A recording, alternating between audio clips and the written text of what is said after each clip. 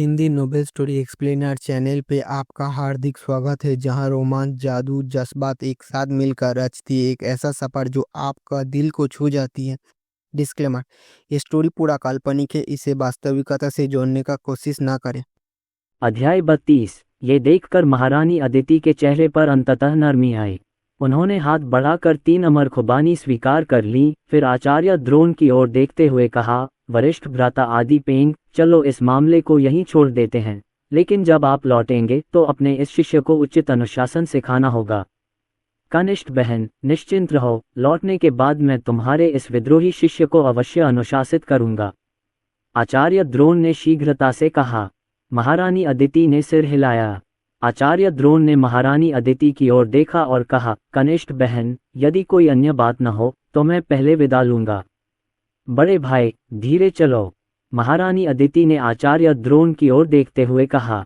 आचार्य द्रोण ने अपनी बड़ी आस्तीन लहराई, राकेश जी को उठाया और शून्य क्षेत्र में लुप्त हो गए तथा कैलाश पर्वत पर लौट गए। अगले ही क्षण दोनों कैलाश पर्वत पर प्रकट हो गए। आचार्य द्रोण का बूढ़ा चेहरा उदास था। उन्होंने राकेश जी की ओर देखा और गहरी आवाज में पूछा, हंस, विद्रोही शिष्य, क्या हुआ? राकेश जी की आंखों में आंसू थे और उन्होंने जल्दी से सारी घटना का विवरण सुनाया। आचार्य द्रोण ने गहरी भौहें चढ़ाईं और काफी देर तक भविष्यवाणियां करते रहे, लेकिन आकाशीय रहस्य पूरी तरह से अस्त व्यस्त थे और वे एक भी विवरण समझ नहीं पाए। एक क्षण के बाद आचार्य द्रोण ने अपनी आंखें खोलीं, राकेश जी की ओर देखा और गहरी आवाज में कहा, हम, विद्रोही शिष्य, तुम में सचमुच इतना कामुक होने का दुस्साहस है? तुम केवल मेरे लिए परेशानी का कारण बनते हो। जैसे ही उन्होंने ये कहा, आचार्य द्रोण इतने क्रोध से भर गए कि उन्होंने अपनी बड़ी आस्तीन लहराई और हिंसक जादुई शक्ति का एक विस्फोट हुआ, जिससे राकेश जी सीधे पीछे की ओर लुढ़क गए और उनके पीछे एक मंडप से टकराकर ढह गया। पत्थर हर जगह उड़ गए और दीवारों के अवशेष बिखर गए। आचार्य द्रोण का बूढ़ा चेहरा राख जैसा हो गया था और वे मुड़कर शून्य महल की ओर लौट गए। आचार्य द्रोण के चले जाने के बाद चांद संप्रदाय के अमर आगे आए और कई हाथों से राकेश जी को मलबे से बाहर निकाला। बेचारे राकेश जी का शरीर पूरी तरह से फटा हुआ था, उसका चेहरा पीला पड़ गया था और उसने खूब खून की उल्टियां की थीं। गौरव चौधरी ने चुपके से मुंह बनाया और जल्दी से अपनी छाती से एक जेड बोतल निकाली, एक औषधीय गोली डाली और राकेश जी को खाने के लिए औषधीय गोली दे दी। इसके बाद ही राकेश जी की चोटों में सुधार होना शुरू हुआ। धन्यवाद, वरिष्ठ भाई, राकेश जी ने कमजोरी से कहा। गौरव चौधरी ने असहाय भाव से राकेश जी की ओर देखा और मुंह बनाकर पूछा, छोटे भाई राकेश जी, आपने क्या किया? आपने टीचर को इतना नाराज कैसे कर दिया? राकेश जी ने महारानी अदिति के मंदिर में घटित घटनाओं का वर्णन किया। गौरव चौधरी और अन्य लोग अचंभित होकर यह बात सुन रहे थे। गौरव चौधरी थोड़ा हिचकिचाए, फिर पूछा, कनिष्ठ भैया, महारानी अदिति के मंदिर में जो कविता है, क्या वह आपकी बनाई हुई है? राकेश जी ने एक कड़वी मुस्कान दी और जल्दी से कहा, वरिष्ठ भाई, अगर मुझमें सबसे बड़ी हिम्मत भी होती तो मैं महारानी अदिति को अपवित्र करने की हिम्मत नहीं करता। मैं वास्तव में नहीं जानता कि क्या हुआ। गौरव चौधरी ने ये सुनकर सिर हिलाया, फिर अचानक, जैसे किसी अजीब आवेग में, पूछा, जूनियर भाई राकेश जी, क्या आपने इससे पहले जूनियर भाई अमर को देखा था? राकेश जी चौंके, फिर सिर हिलाया और बोले, वास्तव में इससे पहले मैंने जूनियर ब्रदर इम्मोर्टल को देखा था, लेकिन इसका जूनियर ब्रदर इम्मोर्टल से क्या संबंध है? चांद संप्रदाय के अमर भी चकित थे। उन्हें समझ नहीं आ रहा था कि गौरव चौधरी ने अचानक अमर मास्टर अमर का उल्लेख क्यों किया। गौरव चौधरी थोड़ा हिचकिचाए, फिर उन्होंने अपने साथ पहले घटी घटनाओं का जिक्र किया। चांद संप्रदाय के अमर लोग ये सुनकर अचंभित हो गए और आश्चर्य से चिल्ला उठे, इम्मोर्टल पर एक नज़र डालो और तुम 3 साल के लिए बदकिस्मत हो जाओगे। गौरव चौधरी ने कड़वी मुस्कान के साथ कहा, ओह, ऐसी कोई चीज़ है? राकेश जी का बूढ़ा चेहरा हिंसक रूप से हिल गया और वह आश्चर्य से चिल्ला उठे। इस समय उसके मन में भी थोड़ी बेचैनी सी महसूस हुई। क्या सचमुच अमर गुरु के दर्शन के कारण ही महारानी अदिति के मंदिर में उसे इतना दुर्भाग्य झेलना पड़ा? तभी प्रकाश की एक किरण चमकी, प्रकाश कम हुआ और एक आकृति प्रकट हुई। ये व्यक्ति कोई और नहीं बल्कि अमर गुरु अमर थे, जो ताओ को सुनने के लिए कैलाश पर्वत पर पहुंचे थे। सभी वरिष्ठ भाई और कनिष्ठ भाई यहाँ हैं। आह, वरिष्ठ भाई राकेश जी, क्या आपको क्या हुआ? अमर मास्टर अमर ने चांद संप्रदाय के अमर लोगों का गर्मजोशी से अभिवादन किया, फिर अचानक घायल राकेश जी को देखा और पूछा। जैसे ही उन्होंने ये कहा, अमर मास्टर अमर उनकी ओर बढ़े। आप, जूनियर भाई अमर, यहाँ मत आइए। राकेश जी ने जब उसे देखा तो चौंक गए और जल्दी से चिल्लाए। अमर को एक नज़र देखते ही आप 3 साल के लिए बदकिस्मत हो जाएंगे। वह फिर से बदकिस्मत नहीं होना चाहता था और न ही उसे वैसा ही कुछ झेलना पड़े जैसा पिछली बार महारानी अदिति के मंदिर में हुआ था। न केवल राकेश जी बल्कि दक्षिण ध्रुव अमर बुजुर्ग, गौरव चौधरी और चांद संप्रदाय के अमर सभी चौंक गए जब उन्होंने अमर मास्टर अमर को अपनी ओर आते देखा और वे सहज रूप से पीछे हट गए। हालांकि गौरव चौधरी और राकेश जी के साथ घटित घटनाएं वास्तव में कुछ ज्यादा ही विचित्र थीं, लेकिन मुख्य बात यह थी कि वे भी डरे हुए थे। सभी अमरों को अनिवार्यतः कुछ आशंका महसूस हुई। सभी वरिष्ठ भाई, कनिष्ठ भाई, क्या हुआ? आप क्यों? अमर मास्टर अमर ने गहरी भौहें चढ़ाईं और चैन संप्रदाय के अमरों को देखकर हैरान हो गए। वो ये कुछ भी नहीं है। गुरु के दाव का उपदेश देने का समय हो गया है। चलो दाव सुनने के लिए शून्य महल चलते हैं। दक्षिणी ध्रुव के अमर बुजुर्ग अत्यंत शर्मिंदा हुए और जल्दी से उठकर शून्य महल की ओर भाग गए, मानो बचकर निकल रहे हों। चांद संप्रदाय के अमर लोग भी एक के बाद एक उठे और शून्य महल की ओर बढ़े।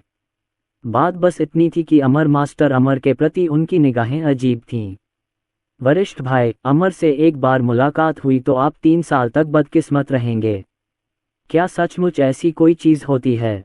अमर गुरु देवी ने चुपचाप मंजुश्री से पूछा। मंजुश्री, ये मुझे भी नहीं पता। मंजुश्री ने मुंह बनाया। अमर मास्टर अमर की ओर देखा, फिर अमर मास्टर देवी को खींचा और तेजी से शून्य पैलेस की ओर चल पड़े। हालांकि अमर गुरु देवी की आवाज बहुत धीमी थी, अमर गुरु अमर के कान और आंखें तेज थीं और उन्होंने इसे स्पष्ट रूप से सुना। वह क्रोध से कांप उठे और उनका पूरा अस्तित्व अस्त व्यस्त हो गया। अरे, कौन मुझे नुकसान पहुंचाने की कोशिश कर रहा है? यह अमर मास्टर अमर लगभग पतन के कगार पर था। सभी अमरों द्वारा अलग थलग कर दिए जाने की इस भावना ने अमर मास्टर अमर को लगभग पागल कर दिया। वह मूलतः एक असामान्य व्यक्ति था जिसने दाव प्राप्त किया था और चांद संप्रदाय के अन्य लोगों और आचार्य द्रोण द्वारा उसे उचित सम्मान नहीं दिया गया था। उसने चांद संप्रदाय के समूह में एकीकृत होने के लिए बहुत मेहनत की। इन वर्षों में इसने उल्लेखनीय परिणाम दिखाए हैं। जैसे जैसे चांद संप्रदाय के अमर लोगों का उसके प्रति रवैया बेहतर होता जा रहा था, किसने सोचा था कि ऐसा कुछ घटित होगा? इससे अमर मास्टर अमर क्रोध से लगभग फट पड़े। लेकिन क्रोध तो क्रोध ही था और वह कुछ नहीं कर सकता था। अमर गुरु अमर केवल अपने हृदय में क्रोध को बलपूर्वक दबाकर शून्य महल में प्रवेश कर सकता था। उसका असली रूप एक पीला ड्रैगन था और ड्रैगन कबीले में भी वह एक साधारण व्यक्ति ही था। लेकिन जब से वह चांद संप्रदाय में शामिल हुआ, वह समुद्र के 4 ड्रैगन राजाओं के बराबर बैठ सकता था और दूसरों द्वारा सम्मानित किया जा सकता था। वह ये गौरव खोना नहीं चाहता था, इसलिए चाहे वह अपने दिल में कितना भी क्रोधित क्यों न हो, वह केवल चांद संप्रदाय के घेरे में घुसने की पूरी कोशिश कर सकता था। दूसरी ओर, हालांकि आर्यन शर्मा को राकेश जी और अमर मास्टर अमर के दुर्भाग्य को देखने का सौभाग्य नहीं मिला था, फिर भी वह मानसिक रूप से कल्पना कर सकता था कि उसके बाद क्या हुआ।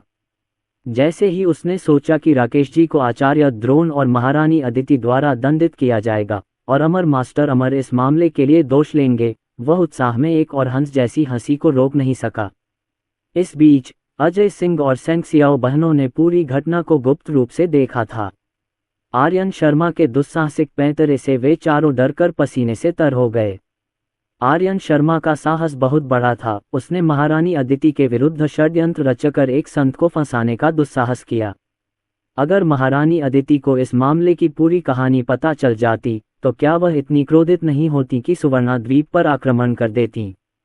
अजय सिंह और तीनों छोटी बहनों ने काफी देर तक विचार विमर्श किया और अंततः निर्णय लिया कि मेघना इंद्रनील भुवन लौटकर स्वर्ग के स्वामी को आज घटित हुई घटनाओं की जानकारी देगी।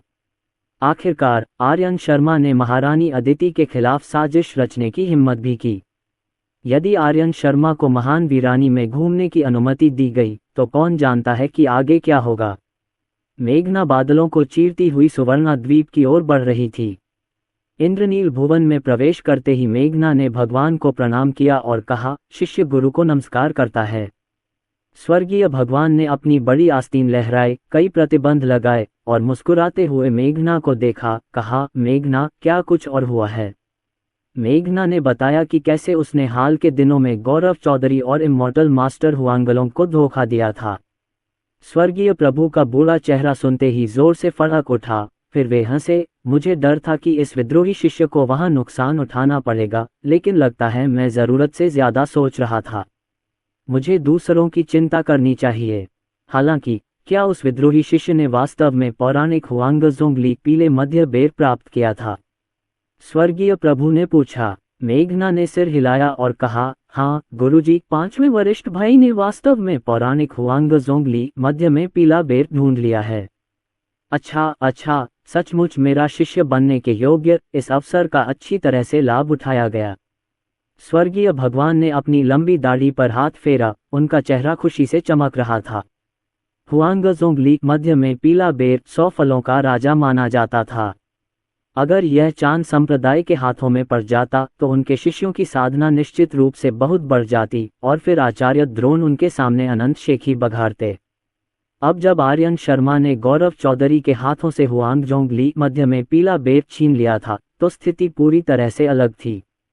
मेघना ने स्वर्गीय भगवान की ओर देखा और कहा, गुरु, शिष्य ने 5वें वरिष्ठ भाई के विचार सुने, जो कह रहे थे देवताओं के युद्ध के अलंकरण के बारे में कुछ कह रहे थे कि अमर मास्टर हुआंगलोंग युद्ध में सबसे पहले हमला करेंगे, और हमारे जी संप्रदाय के दुश्मन होने के बारे में कुछ कह रहे थे।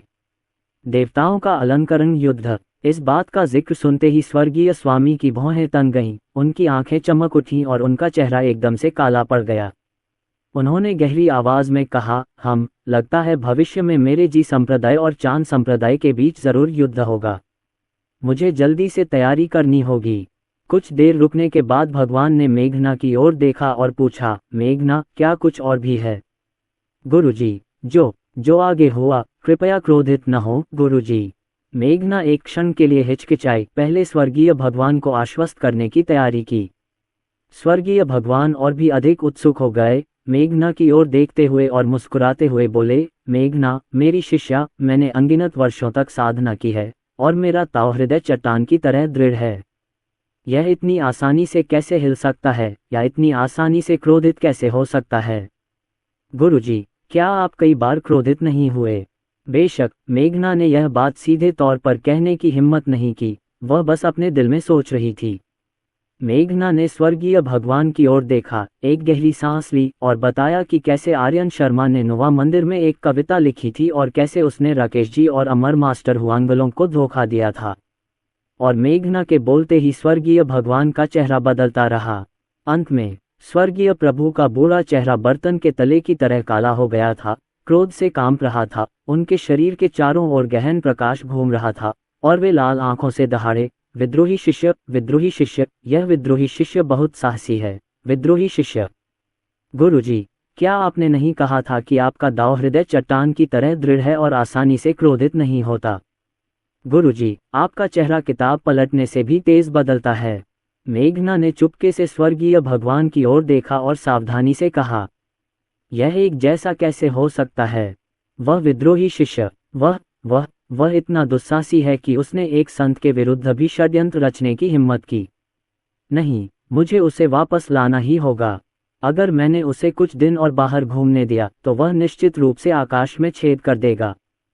स्वर्गीय भगवान इतने क्रोधित थे कि उनका कलेजा फटने को था। वे क्रोधित सिंह की तरह दहाड़ रहे थे। जैसे ही उसने ये कहा, स्वर्गीय भगवान ने अपना विशाल हाथ आगे बढ़ाया आर्यन शर्मा को पकड़ने के लिए। लेकिन एक अजीब बात हुई, स्वर्गीय भगवान आर्यन शर्मा का पता नहीं लगा सके। पता चला कि आर्यन शर्मा के पास अराजकता मोती था जो हर चीज को ढाल सकता था। हालांकि स्वर्गीय भगवान एक संत थे, फिर भी उन्हें आर्यन शर्मा की स्थिति का बिल्कुल भी अंदाजा नहीं था। स्वर्गीय भगवान का बड़ा हुआ हाथ हवा में ही जम गया।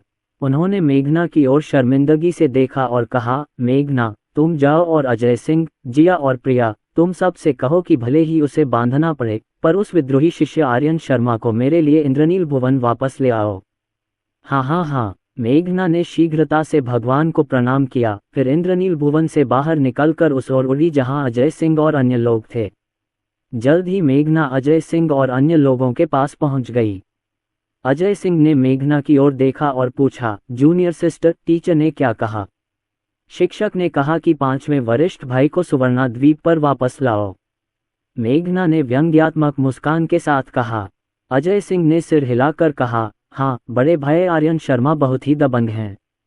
कौन जाने वहाँ क्या मुसीबत खड़ी कर दें। गुरुजी सचमुच बुद्धिमान हैं। हालांकि बड़ी बहन 5वें बड़े भाई इतने दृढ़ इच्छाशक्ति वाले व्यक्ति हैं, क्या वह हमारी बात सुनेंगे और आज्ञाकारी होकर हमारे साथ सुवर्णा द्वीप लौटेंगे? जिया ने समस्या का महत्वपूर्ण बिंदु बताते हुए एक क्षण के लिए संकोच किया। मेघना ने उन तीनों की ओर देखा और व्यंग्यात्मक मुस्कान के साथ कहा, गुरुजी ने कह दिया है, चाहे हमें उसे बांधना ही क्यों न पड़े, हमें आज ही 5वें बड़े भाई को इंद्रनील भुवन में वापस लाना ही होगा। ओह, इससे चीजें आसान हो जाती हैं। ये सुनकर अजय सिंह, जिया और प्रिया की आंखें चमक उठीं। तुरंत ही चारों ने अपना असली रूप प्रकट कर दिया और आर्यन शर्मा से मिलने चले गए। जूनियर भाई गोनगमिंग, 3 जूनियर बहनें, क्या आप इतनी दूर तक मेरे पीछे पीछे आते आते थक नहीं गए? आर्यन शर्मा ने उन चारों की ओर देखा और मुस्कुराते हुए कहा, हम थक गए हैं 5वें वरिष्ठ भैया, हम सचमुच मानसिक रूप से थक चुके हैं। अब तक हम आपके साथ रहे हैं, हमारे दिल तेजी से धड़क रहे हैं, हम लगातार चिंतित और भयभीत हैं। इसलिए 5वें वरिष्ठ भैया, कृपया हमारे साथ इंद्रनील भुवन वापस आइए। गुरु ने आपको आमंत्रित किया है।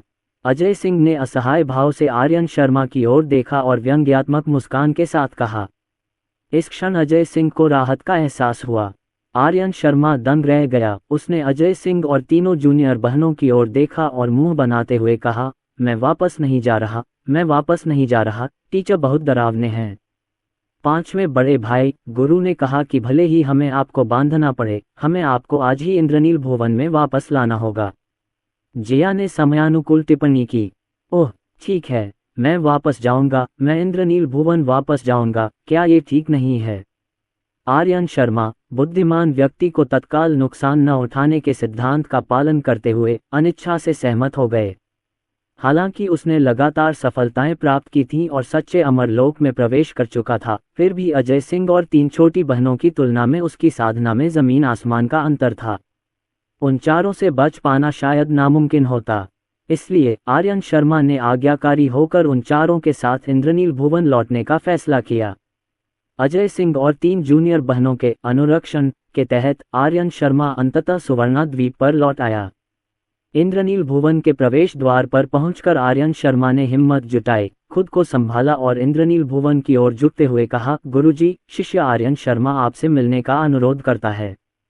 विद्रोही शिष्य, तुम अभी भी जानते हो कि वापस कैसे आना है। मेरे लिए यहाँ आओ। इंद्रनील भुवन के भीतर से स्वर्गीय भगवान की गर्जना आई। सुनते ही आर्यन शर्मा का बूढ़ा चेहरा जोर से तड़प उठा। वह सहज ही भागने के लिए मुड़ा, लेकिन फिर भी खुद को संभाल लिया। आखिर वह तो इंद्रनील भुवन के प्रवेश द्वार पर ही था, फिर कैसे बच सकता था? असहाय आर्यन शर्मा ने केवल खुद को संभाला, दरवाजा खोला और इंद्रनील भुवन में प्रवेश किया। शिष्य गुरु का अभिवादन करता है। आर्यन शर्मा सावधानी से इंद्रनील भुवन में गया और उसने संप्रदाय गुरु नीलगिरी को देखा, जिनका बूढ़ा चेहरा घड़े के तले जैसा काला था, बादलों की शैया पर बैठे हुए। वह डर के मारे कांप उठा और झट से संप्रदाय गुरु नीलगिरी को प्रणाम किया। विद्रोही शिष्य, क्या तुम अब भी जानते हो कि वापस कैसे आना है?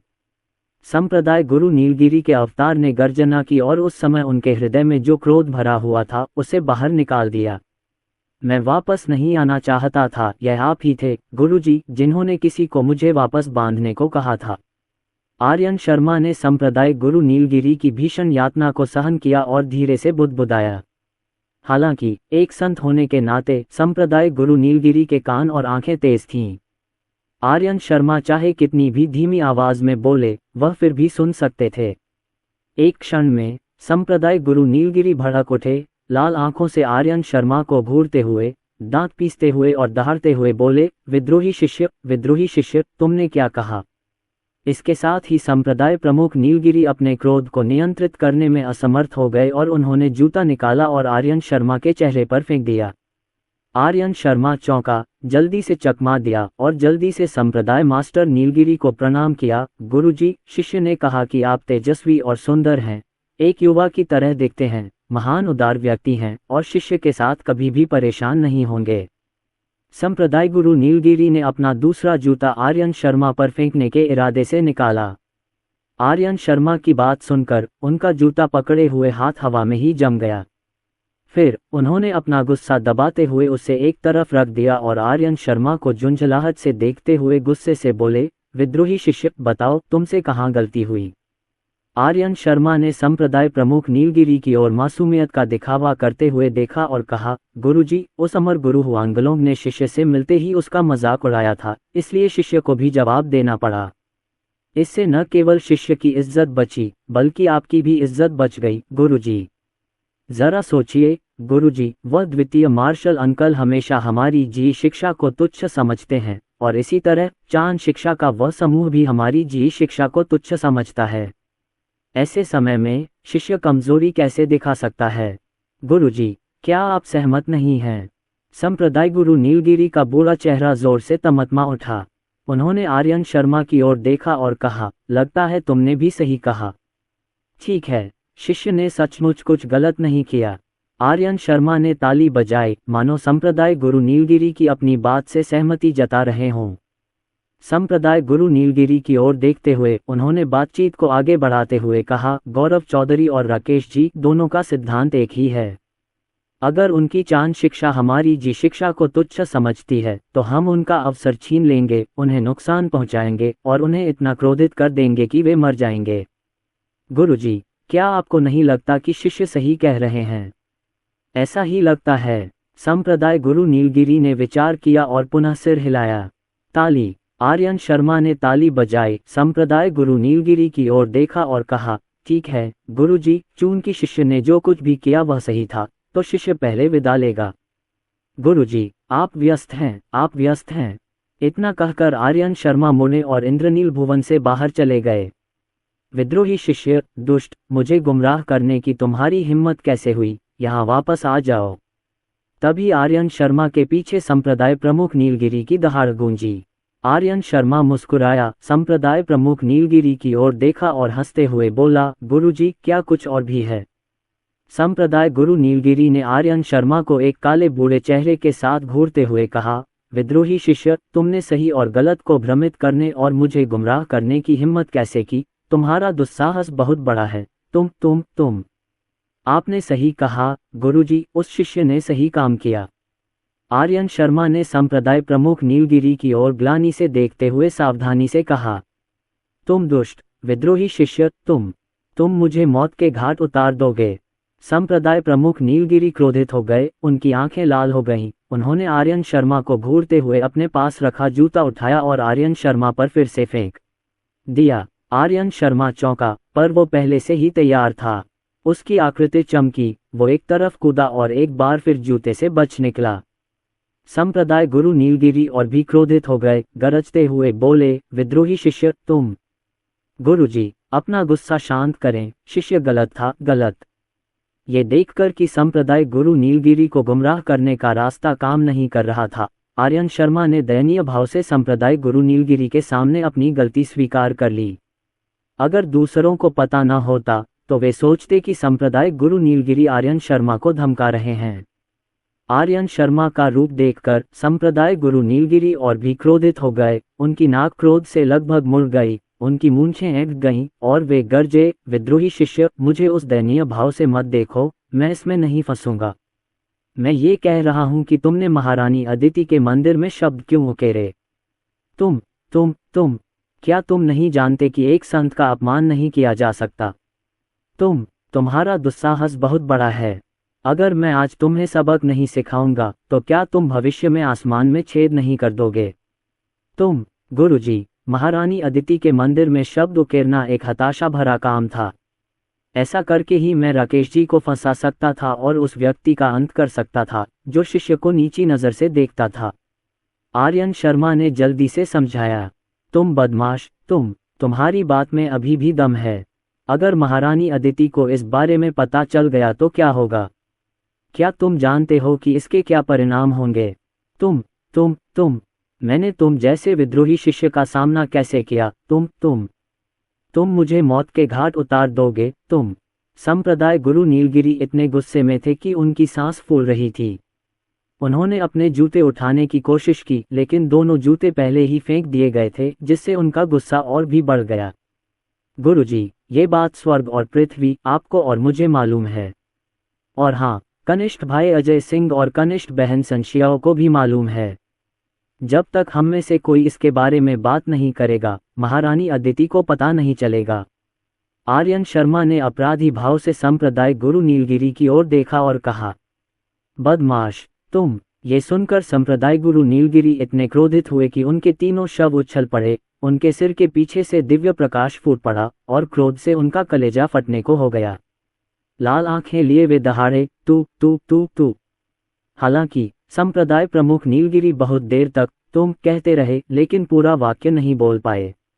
आर्यन शर्मा पर उनका गुस्सा इतना भड़क गया था कि उनकी जबान लड़खड़ा गई, दिमाग सुन्न हो गया और वो बोल नहीं पाए। गुरुजी, अगर शिष्य राकेश जी का अंत करने वाला है तो स्वाभाविक रूप से मुझे पूरी ताकत लगानी होगी। इसमें स्वाभाविक रूप से कुछ जोखिम उठाना शामिल है। जितना बड़ा जोखिम उतना ही बड़ा इनाम। आर्यन शर्मा ने अपना कुटिल तर्क देना जारी रखा। विद्रोही शिष्य, घुटने टेको। संप्रदाय गुरु नीलगिरी अचानक भड़क उठे। क्विंगयुन चुप बादल के ऊपर से उठ खड़े हुए, आर्यन शर्मा को थप्पड़ मारकर मार डालने की इच्छा को दबाया और दहाड़े। गुरुजी, शिष्य पहले से ही घुटने टेक रहा है। आर्यन शर्मा ने भावशून्य भाव से संप्रदाय प्रमुख नीलगिरी की ओर देखा। आप? संप्रदाय गुरु नीलगिरी आर्यन शर्मा से इतना भ्रमित हो गए कि उन्होंने लाल आंखों से दहाड़ते हुए कहा, विद्रोही शिष्य, क्या तुम जानते हो कि तुम गलत थे? यदि तुमने फिर से बात की या अपने कुटिल तर्क के बारे में और कुछ कहा तो मैं तुम्हें शौचालय में फेंक दूंगा। गुरुजी, शिष्य जानता है कि वह गलत था। कृपया गुरुजी, अपना क्रोध शांत करें। ये सुनते ही आर्यन शर्मा घबरा गया और जल्दी से संप्रदाय गुरु नीलगिरी को प्रणाम किया। कोई भी शिष्य अपने गुरु को शिष्य से बेहतर नहीं जानता और कोई भी गुरु अपने शिष्य को गुरु से बेहतर नहीं जानता। संप्रदाय गुरु नीलगिरी आर्यन शर्मा को अच्छी तरह समझते थे और जानते थे कि आर्यन शर्मा जानता है कि वह उन्हें कुछ नहीं करेगा। इसलिए एक क्षणिक प्रेरणा ने उन्हें आर्यन शर्मा को शौचालय में फेंकने का विचार दिया। सचमुच, इससे आर्यन शर्मा डर गए। आर्यन शर्मा भी संप्रदाय प्रमुख नीलगिरी को अच्छी तरह समझता था। वह जानता था कि संप्रदाय प्रमुख नीलगिरी उसे मारेंगे नहीं, बल्कि गुस्से में आकर उसे शौचालय में फेंक सकते हैं। इसलिए उसने आज्ञाकारी होकर अपनी गलती मान ली। आखिरकार एक बुद्धिमान व्यक्ति तब नहीं लड़ता जब परिस्थितियां उसके विरुद्ध हों। और तो और, अपने गुरु के सामने अपनी गलती मान लेना कोई बड़ी बात नहीं थी। अगर वह जिद्दी बना रहता तो शायद उसे कोई फायदा नहीं होता। तुम बदमाश, विद्रोही शिष्य, यहाँ से चले जाओ। तुम्हें हाल ही में सुवर्णा द्वीप छोड़ने की अनुमति नहीं है। स्वर्ग के संप्रदाय गुरु ने आर्यन शर्मा को देखा और दहाड़ा। ठीक है। आर्यन शर्मा राहत महसूस करते हुए जल्दी से मुड़ा और इंद्रनील भुवन से बाहर भागा और भागते हुए बुदबुदाया, लगता है मास्टर को बेवकूफ़ बनाना इतना आसान नहीं है। ऐसा कहकर आर्यन शर्मा ने इंद्रनील भुवन का दरवाजा धक्का देकर खोला और जाने को तैयार हो गया। उसके पीछे स्वर्ग के संप्रदाय गुरु ने ये सुनकर तुरंत क्रोध में आकर अपना हाथ बढ़ाया, एक जूता पकड़ा और हाथ के एक झटके से उसे आर्यन शर्मा पर फेंक दिया। आर्यन शर्मा चौंक गए और जल्दी से वहां से हट गए। तभी बहुरत्ना वहां आ गई। बहुरत्न को भला कैसे उम्मीद थी कि इंद्रनील भुवन से अचानक जूता उड़कर बाहर आ जाएगा। अचानक स्वर्ग के संप्रदाय गुरु का जूता उसके चेहरे पर आकर लगा। बेचारी बहुरत्ना सीधे पीछे की ओर गिरी, लड़खड़ाती हुई, लुढ़कती हुई, पूरी तरह अस्त व्यस्त दिख रही थी। कौन? इस बेचारे ताओवादी पर किसने घात लगाया? बहुरत्ना अपने पैरों पर खड़ा हो गया। उसके बूढ़े चेहरे पर लाल जूते का निशान था और वह गुस्से से चिल्लाया, ओह! आर्यन शर्मा, अजय सिंह, 3 शियाओ बहनें और अन्य लोग हक्के बक्के होकर यह सब देख रहे थे। होश में आने के बाद आर्यन शर्मा झुके और फुसफुसाए, बड़े भाई, मास्टर ने आप पर घात लगाया है।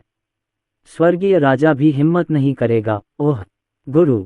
बहुरत्ना स्तब्ध रह गई। उसने आर्यन शर्मा की ओर हैरानी भरी नजरों से देखा, निगल गई और बोली, मास्टर, यह आप। बहुरत्ना के पास खड़ा एक युवा ताओवादी सेवक अपना मुंह ढककर लगातार हंस रहा था।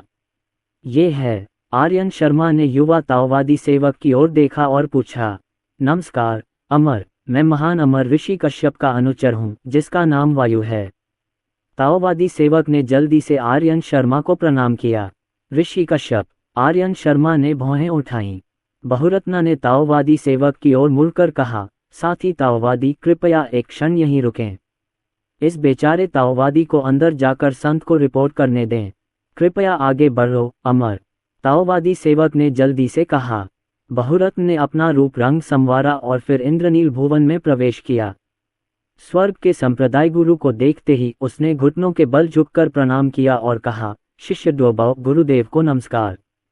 स्वर्ग के संप्रदाय गुरु ने बहुरत्ना को जूते से मारा था, इसलिए वह स्वाभाविक रूप से थोड़ा असहज हो गया था। उसने बहुरत्ना की ओर देखा और पूछा, डोबाओ, कुछ है क्या? बहुरत्ना ने स्वर्ग के संप्रदाय गुरु को प्रणाम किया और कहा, गुरु, महान अमर ऋषि कश्यप ने एक सेवक को ये कहते हुए भेजा है कि जिनसे इन फल पक गए हैं, और वह गुरु को आमंत्रित करते हैं कि वे आएं और उनका स्वाद लें। स्वर्ग के संप्रदाय गुरु ने सिर हिलाया और कहा, ठीक है। ये बेचारा ताओवादी समझ गया। कुछ देर रुकने के बाद स्वर्ग के संप्रदाय गुरु ने बहुरत्ना की ओर देखा और कहा, डोबाओ, इस बार मैं पंचवृक्ष मंदिर जा रहा हूँ। संप्रदाय के मामलों को तुम संभालोगी। हाँ मास्टर। बहुरत्ना ने शीघ्रता से स्वर्ग के संप्रदाय गुरु को प्रणाम किया। स्वर्ग के संप्रदाय गुरु खड़े हुए और बाहर चले गए। बहुरत्ना ने स्वर्ग के संप्रदाय गुरु का अनुसरण किया। दोनों इंद्रनील भुवन से चले गए। स्वर्ग के संप्रदाय गुरु ने भीड़ की ओर देखा और कहा, मेरी अनुपस्थिति में डोबाओ मेरी ओर से जी संप्रदाय का प्रबंधन करेंगे। ऐसा कहकर स्वर्ग के संप्रदाय गुरु ने नंदी पौराणिक बैल को बुलाया, उस पर सवार हुए और चले गए। ऋषि कश्यप के ताओवादी सेवक वायु ने स्वर्ग के संप्रदाय गुरु का अनुसरण किया। ठीक है, ये गुरु सचमुच बड़े भाई पर भरोसा करता है। अगर वह बड़े भाई को जी संप्रदाय का प्रबंधन करने देता रहा तो हमारा जी संप्रदाय खत्म हो जाएगा। भविष्य में डोबाओ बर्बर लोगों को बुद्ध में परिवर्तित कर स्वयं बुद्ध बन जाएगा।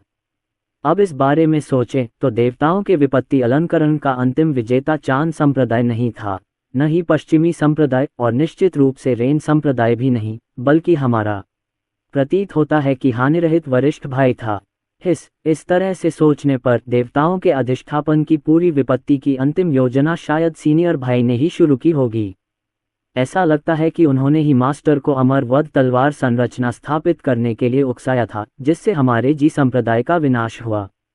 लेकिन वह ऐसा क्यों करेगा?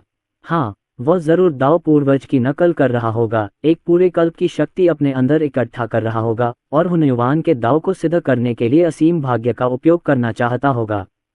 घृणास्पद, क्रोधजनक। अगर आप दाव को सिद्ध करना चाहते हैं तो आप अन्य तरीकों का इस्तेमाल कर सकते हैं। आपको हमारे पूरे जी संप्रदाय को क्यों नष्ट करना चाहिए? हमारे 10,000 लोगों वाले महान संप्रदाय का विनाश करके। तभी मेघना ने आर्यन शर्मा के मन की बात सुन ली। मेघना की पलकें जोर से फड़कीं। उसने मुड़कर आर्यन शर्मा को अविश्वास भरे भाव से देखा, फिर बड़ी मुश्किल से गर्दन घुमाकर बहुरत्ना की तरफ देखा। बहुरत्ना ने देखा कि मेघना उसकी ओर देख रही है और वह मुस्कुराए बिना नहीं रह सका। उसने मेघना की ओर हल्का सा सिर हिलाया।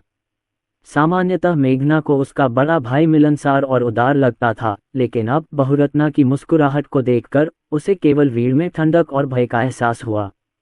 उसे तो ऐसा भी लगा जैसे वह किसी बर्फ की गुफा में गिर गई हो।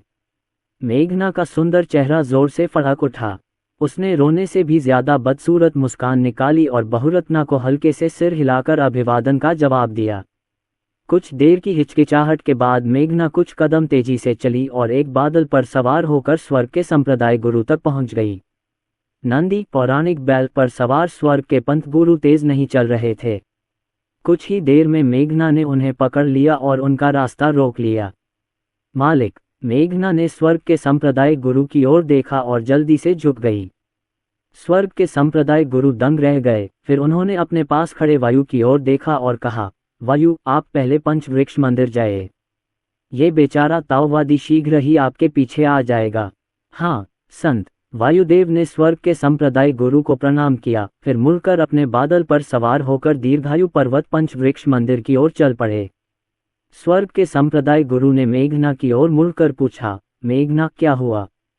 जैसे ही उन्होंने यह बात कही, स्वर्ग के संप्रदाय प्रमुख ने अपनी बड़ी आस्तीन लहराई, जिससे एक अवरोध उत्पन्न हो गया जिसने उन्हें, नंदी पौराणिक बैल और मेघना को घेर लिया। मेघना एक क्षण के लिए हिचकिचाए और नंदी पौराणिक बैल की ओर देखा। स्वर्ग के संप्रदाय गुरु ने हाथ बढ़ाकर नंदी पौराणिक बैल के शरीर को छुआ। नंदी पौराणिक बैल की 6 इंद्रियां तुरंत बंद हो गईं। वह न तो कुछ सुन सकता था और न ही कुछ देख सकता था। नंदी पौराणिक बैल चिंतित हो गया और सोचने लगा कि मेघना को स्वर्ग के संप्रदाय प्रमुख से ऐसी कौन सी जरूरी बात कहनी है, जिसके लिए स्वर्ग के संप्रदाय प्रमुख को अपनी दिव्य इंद्रिय पर मुहर लगानी पड़े। ये देखकर कि स्वर्ग के संप्रदाय गुरु ने नंदी पौराणिक बैल की दिव्य भावना को सील कर दिया था, मेघना ने तब एक गंभीर भाव के साथ स्वर्ग के संप्रदाय गुरु को प्रणाम किया और कहा, गुरु, अभी अभी शिष्य ने वरिष्ठ भाई आर्यन शर्मा के आंतरिक विचारों को सुना, जिसमें कहा गया था कि आप हमेशा वरिष्ठ भाई को संप्रदाय के मामलों का प्रबंधन करने देते हैं और देर सवेर कुछ न कुछ होगा। जल्द या बाद में कुछ तो होगा ही। ये क्यों? स्वर्ग के संप्रदाय गुरु ने चकित होकर कहा। मेघना का सुंदर चेहरा जोर से झिलमिला उठा। उसने स्वर्ग के संप्रदाय गुरु की ओर असाधारण गंभीरता से देखा और कहा, मैंने वरिष्ठ भाई आर्यन शर्मा को कहते सुना है कि वरिष्ठ भाई भविष्य में बौद्ध संप्रदाय के कोई बुद्ध होंगे। क्या बौद्ध संप्रदाय के बुद्ध? तुम्हारा मतलब है कि डोबाओ हमारे जी संप्रदाय को धोखा देगा? स्वर्ग के संप्रदाय गुरु ये सुनकर बहुत चौंक गए। उन्होंने मेघना को अविश्वास से देखा और कहा, ये कैसे संभव है? डोबाओ लोगों के साथ बहुत अच्छा व्यवहार करता है। वह हमारे जी संप्रदाय को कैसे धोखा दे सकता है? वह इस बेचारे ताओवादी को कैसे धोखा दे सकता है? मेघना ने एक कड़वी मुस्कान दी और स्वर्ग के संप्रदाय गुरु को प्रणाम करते हुए कहा, गुरुदेव, शिष्य को यह नहीं पता, लेकिन वरिष्ठ भाई आर्यन शर्मा के अंतर्मन ने सचमुच यही कहा है। वरिष्ठ भाई शायद सचमुच संप्रदाय के साथ विश्वासघात करने वाले हैं। ये सुनकर स्वर्ग के संप्रदाय प्रमुख के चेहरे पर भी असाधारण गंभीरता छा गई। मेघना की ओर देखते हुए उनकी आंखें चमक उठीं और उन्होंने भौहें चढ़ाते हुए कहा, लेकिन इसकी कोई वजह नहीं है। इस बेचारे ताओवादी ने डोबाओ के साथ अच्छा व्यवहार किया है। वह हमारे जी संप्रदाय के साथ विश्वासघात क्यों करेगा? वह इस बेचारे ताओवादी के साथ विश्वासघात क्यों करेगा? मेघना ने स्वर्ग के महान गुरु की ओर देखा और कहा, गुरुजी को उत्तर देते हुए, मैंने 5वें वरिष्ठ भाई के आंतरिक विचारों को सुना, जिसमें कहा गया था कि सबसे बड़े वरिष्ठ भाई महान क्लेश की शक्ति का उपयोग करके पूरे महान क्लेश के भाग्य को अपने ऊपर इकट्ठा करने के लिए दाव पूर्वज की नकल करने की कोशिश कर रहे थे, जिससे उन्हें संतत्व प्राप्त हुआ। यह विद्रोही शिष्य, ये बहुत दुस्साहसी है। ये सुनकर स्वर्ग के महान स्वामी का चेहरा तुरंत उदास हो गया। मेघना ने स्वर्ग के महान स्वामी की ओर देखा। वह बोलना चाहती थी, लेकिन हिचकिचा रही थी। स्वर्ग के महान गुरु ने ये देखा और कहा, मेघना, क्या तुम कुछ कहना चाहती हो? तुम इतना संकोच क्यों कर रही हो? मेघना ने स्वर्ग के महान गुरु की ओर देखा, गहरी सांस ली। उसकी अभिव्यक्ति असामान्य रूप से गंभीर थी और कहा, गुरुजी, मैंने 5वें वरिष्ठ भाई के आंतरिक विचारों को ये कहते हुए सुना कि सबसे बड़े वरिष्ठ भाई ने संतत्व प्राप्त करने के लिए आपको, गुरुजी, अमरवध तलवार गठन की स्थापना के लिए उकसाया, जिससे पूरे जी संप्रदाय का विनाश हो जाएगा। क्या? ये सुनकर स्वर्ग के महान गुरु की पुतलियां सिकुड़ गईं। उन्होंने मेघना की ओर अविश्वास से देखा और कहा, मेघना, क्या तुम्हारा मतलब है कि मेरा जी संप्रदाय नष्ट हो जाएगा? मेघना ने सिर हिलाकर कहा, 5वें बड़े भाई के आंतरिक विचार तो यही कहते हैं। स्वर्ग के महागुरु की पलकें जोर से फड़क उठीं। उन्होंने मेघना को अविश्वास से देखा। उनकी आंखें उमड़ती ठंडी रोशनी से भर गईं। उन्होंने दांत पीसते हुए कहा, तुम डोबाओ, मैंने तुम्हारे साथ अच्छा व्यवहार किया, फिर भी तुम मेरे पूरे जी संप्रदाय का नाश करना चाहती हो। ये कहते हुए स्वर्ग के महान स्वामी ने गहरी सांस ली और अपने हृदय में उत्पन्न आघात और क्रोध को बलपूर्वक दबा लिया। मेघना की अभिव्यक्ति भी असामान्य रूप से गंभीर थी। इसमें कोई आश्चर्य की बात नहीं थी कि वे दोनों गंभीर थे। आखिरकार एक तो जी संप्रदाय का संस्थापक था और दूसरा जी संप्रदाय का एक वफादार शिष्य। अब अचानक ये जानकर कि जी संप्रदाय का नाश होने वाला है और उसके विनाश का संबंध धनंजय से भी हो सकता है, वे दोनों गंभीर भाव में क्यों न हो। गुरुजी, पंचवृक्ष मंदिर, क्या आप अभी भी जा रहे हैं? मेघना पूछने से पहले एक क्षण के लिए हिचकिचाई। जाना, कुछ भी नहीं के लिए जाओ। कुछ जिनसेंग फल खाकर उस साथी डोबाओ को जी संप्रदाय के प्रतिनिधि के रूप में कार्य करने देना और इस प्रक्रिया में सत्ता पर कब्जा कर लेना, संपूर्ण जी संप्रदाय को अनंत नरक में डुबाने के लिए। ये सौदा बहुत बड़ा नुकसान होगा। स्वर्ग के महान गुरु मूर्ख नहीं थे, इसलिए उन्होंने अपना सिर थोड़ा हिलाया और कहा, नहीं, चलो सुवर्णा द्वीप पर वापस चलते हैं। मेघना ने सिर हिलाया। स्वर्ग के महान गुरु एक क्षण के लिए हिचकिचाए, फिर मेघना की ओर देखा और कहा, मेघना, अपना मन सामान्य रखो, अपने दाव हृदय की रक्षा करो और फिर कभी अमर दिंगुआन की भुजा काटने जैसा कुछ मत करना। हाँ गुरुजी, मेघना ने जल्दी से अपने हाथों को कपड़े की तरह बनाया। तुरंत ही स्वर्ग के महान गुरु ने अपनी आस्तीन लहराई, नंदी की 6 इंद्रियों की मुहर हटा दी और फिर नंदी को वापस सुवर्ण द्वीप पर लौटने को कहा। सुवर्ण द्वीप पर धनंजय संप्रदाय के कार्यों को व्यवस्थित ढंग से व्यवस्थित कर रहे थे। जी संप्रदाय के शिष्य अपने सबसे बड़े भाई उनकी बहुत प्रशंसा करते थे। कुछ तो केवल डोबाओ को ही जानते थे, स्वर्ग के महान गुरु को नहीं। तभी स्वर्ग के महान स्वामी नंदी पर सवार होकर मेघना के साथ वापस आए।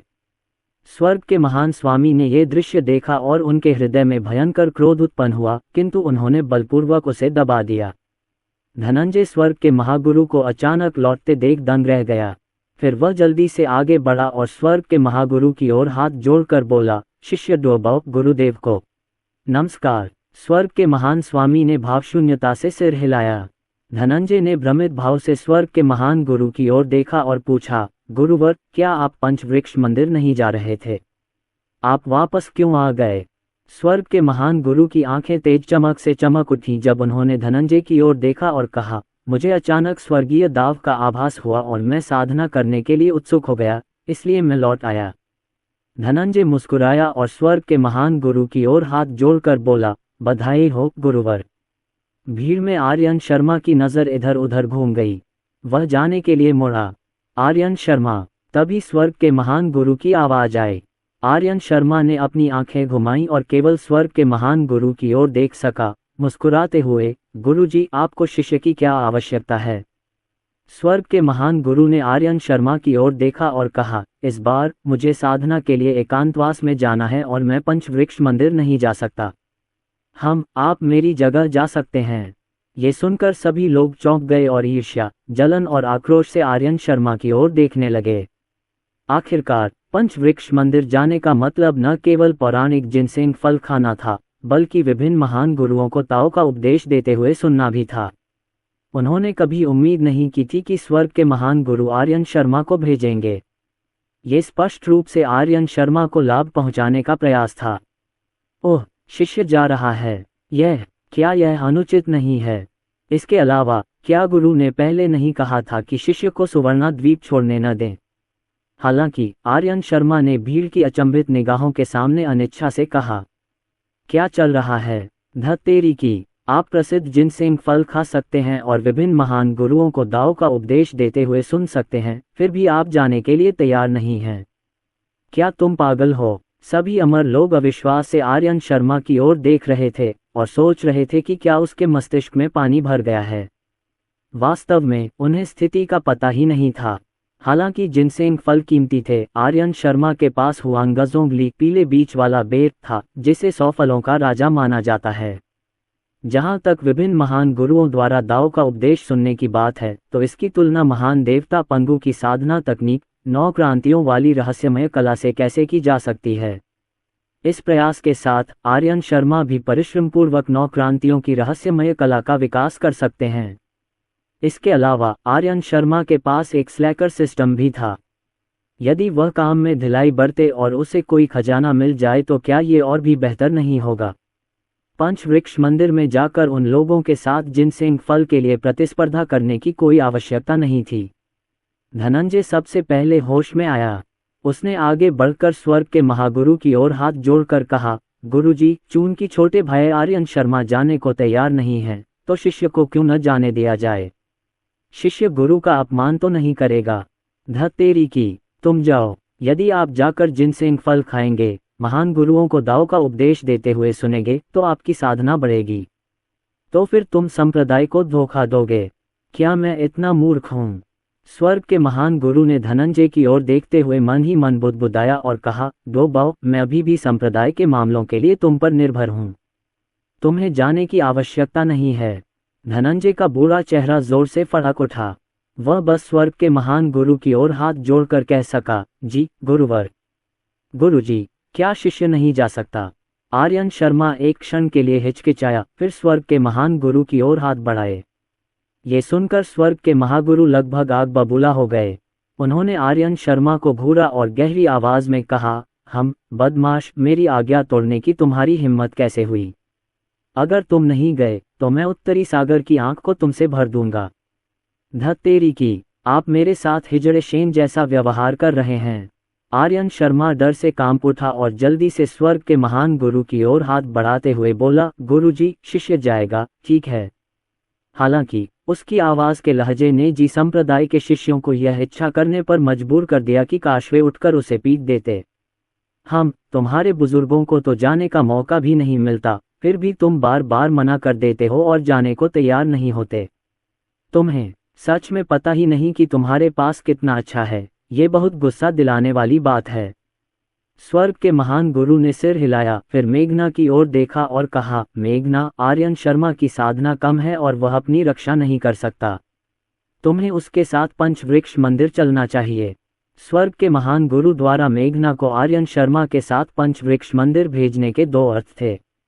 एक तो आर्यन शर्मा की सुरक्षा करना और दूसरा मेघना को आर्यन शर्मा के आंतरिक विचारों को सुनने और अधिक उपयोगी जानकारी इकट्ठा करने में मदद करना। आज की महत्वपूर्ण खबर की तरह डोबाओ का विश्वासघात, जी संप्रदाय का विनाश। हाँ गुरु, मेघना ने स्वाभाविक रूप से स्वर्ग के महान स्वामी का आशय समझ लिया और शीघ्रता से स्वर्ग के महान स्वामी की ओर हाथ बढ़ा दिए। उनके अलावा आर्यन शर्मा भी स्वाभाविक रूप से खुश थे। आखिरकार एक खूबसूरत छोटी बहन के साथ यात्रा अकेली नहीं होगी। कम से कम यह आंखों को तो अच्छा लगता है, बाकी सब तो उसके तरीकों पर निर्भर करता है।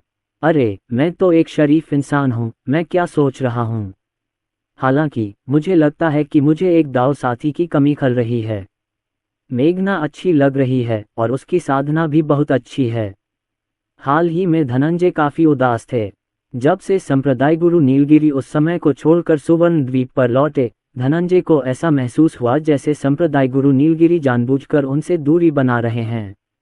पवित्र माता स्वर्ण देवी, पवित्र माता अपराजिता और पवित्र माता कूर्मा देवी ने न केवल उनके अधिकार को विभाजित किया, बल्कि ताओ के प्रचार के संदर्भ में संप्रदाय गुरु नीलगिरी ने धनंजय से कुछ बातें छिपाईं। आखिर क्या हो रहा है? डोबाओ चोटी पर धनंजय का चेहरा अत्यंत उदास था और वह बुदबुदा रहा था। पिछली बार मेघना ने गुरु को पीछे धकेल दिया था। क्या ऐसा हो सकता है कि मेघना ने गुरु के सामने इस बेचारे ताओवादी की बुराई की हो? लेकिन यह असंभव है। मेघना का इस बेचारे ताओवादी के साथ आमतौर पर बहुत ही सौहार्दपूर्ण संबंध रहा है। उसके लिए इस बेचारे ताओवादी की बुराई करने का कोई कारण नहीं है। धनंजय भी थोड़ा उलझन में था। दूसरी तरफ आर्यन शर्मा और मेघना अपने बादलों पर तेजी से आगे बढ़ रहे थे। वे अंततः दीर्घायु हिल पर पहुंचे। दीर्घायु पर्वत करोड़ों मील तक फैला हुआ था, आध्यात्मिक ऊर्जा और प्राकृतिक सौंदर्य से भरपूर। प्राचीन वृक्ष आकाश तक पहुंच रहे थे, दिव्य चोटियां बादलों को चीर रही थीं और झिलमिलाती रोशनी मंद मंद दिखाई दे रही थी। अनगिनत शुभ पशु पहाड़ों के बीच दौड़ते और खेलते थे, जिससे कोई भी मन ही मन इसकी प्रशंसा एक सच्ची अमर धन्य भूमि के रूप में करता था। दोनों बादलों पर सवार होकर आगे बढ़ते रहे और अंततः पंचवृक्ष मंदिर के प्रवेश द्वार पर पहुंचे। इस समय वायु मंदिर के प्रवेश द्वार पर पहले से ही प्रतीक्षा कर रहा था। वह संप्रदाय गुरु नीलगिरी का इंतजार कर रहा था, लेकिन उसकी जगह आर्यन शर्मा और मेघना आ गए। वायु ने अपनी भौहें थोड़ी सिकुड़ी और उन दोनों की ओर देखते हुए पूछा, संत नीलगिरी कहाँ हैं? अचानक शिक्षक को कुछ जरूरी काम आ गया और वे नहीं आ सके, इसलिए उन्होंने हमारे लिए 2 लोगों को भेज दिया। आर्यन शर्मा ने वायु की ओर देखा और कहा, मेरे पीछे आओ। वायु के चेहरे पर नाराजगी साफ झलक रही थी। वह मुड़ा और पंचवृक्ष मंदिर में चला गया और बुदबुदाता हुआ, दो और मुफ्तखोर। ये सुनकर मेघना की नाजुक भौहें तन गईं। हालांकि संप्रदाय गुरु नीलगिरी नहीं आ सके, उन्होंने अपने निजी शिष्य आर्यन शर्मा और उनकी एक विशिष्ट शिष्या को भेजा। किसने सोचा होगा कि उन्हें मुफ्तखोर कहा जाएगा? कोई क्रोधित कैसे न हो सकता है? हालांकि यह महाअमर ऋषि कश्यप का ताओवादी मंदिर था। मेघना नियमों को समझती थी और संप्रदाय गुरु नीलगिरी के लिए परेशानी खड़ी नहीं करना चाहती थी, इसलिए उसने अपने मन के क्रोध को दबा लिया। लेकिन मेघना इसे दबा सकती थी। आर्यन शर्मा एक ऐसा व्यक्ति था जो मुसीबत से नहीं डरता था। वायु बालक की बात सुनकर आर्यन शर्मा तुरंत क्रोधित हो गया। उसने जोर से चिल्लाकर वायु की पीठ पर लात मारी, जिससे वायु आगे की ओर उछला। उसका चेहरा जमीन पर कई गज तक घिसता रहा और जमीन में एक गहरी खाई खोद दी। तुम कैसी चीज हो जो हमें शाप देने की हिम्मत कर रहे हो? आर्यन शर्मा ने वायु की ओर इशारा किया और जोर से गाली दी। इस समय ये चुड़ैल और दानव आपदा काल था और वायु पहले से ही महान अमर ऋषि कश्यप का पीछा कर रहे थे। डायन और दानव विपत्ति से लेकर पश्चिम की यात्रा विपत्ति तक अनगिनत वर्ष बीत गए। महान अमर ऋषि कश्यप का अनुसरण करने वाला एक सुअर भी दाव प्राप्त कर लेता, लेकिन पश्चिम की यात्रा विपत्ति के दौरान वायु और चंदन को वानरराज ने फिर भी हरा दिया। इससे पता चलता है कि उनकी प्रतिभा सचमुच घटिया थी। लेकिन यह वास्तव में ऐसा ही बच्चा था जिसने आर्यन शर्मा को नीचा दिखाने का साहस किया, इसलिए इसमें कोई आश्चर्य नहीं कि आर्यन शर्मा क्रोधित हो गया। वायु को उम्मीद नहीं थी कि आर्यन शर्मा पंचवृक्ष मंदिर में अभिनय करने की हिम्मत करेगा।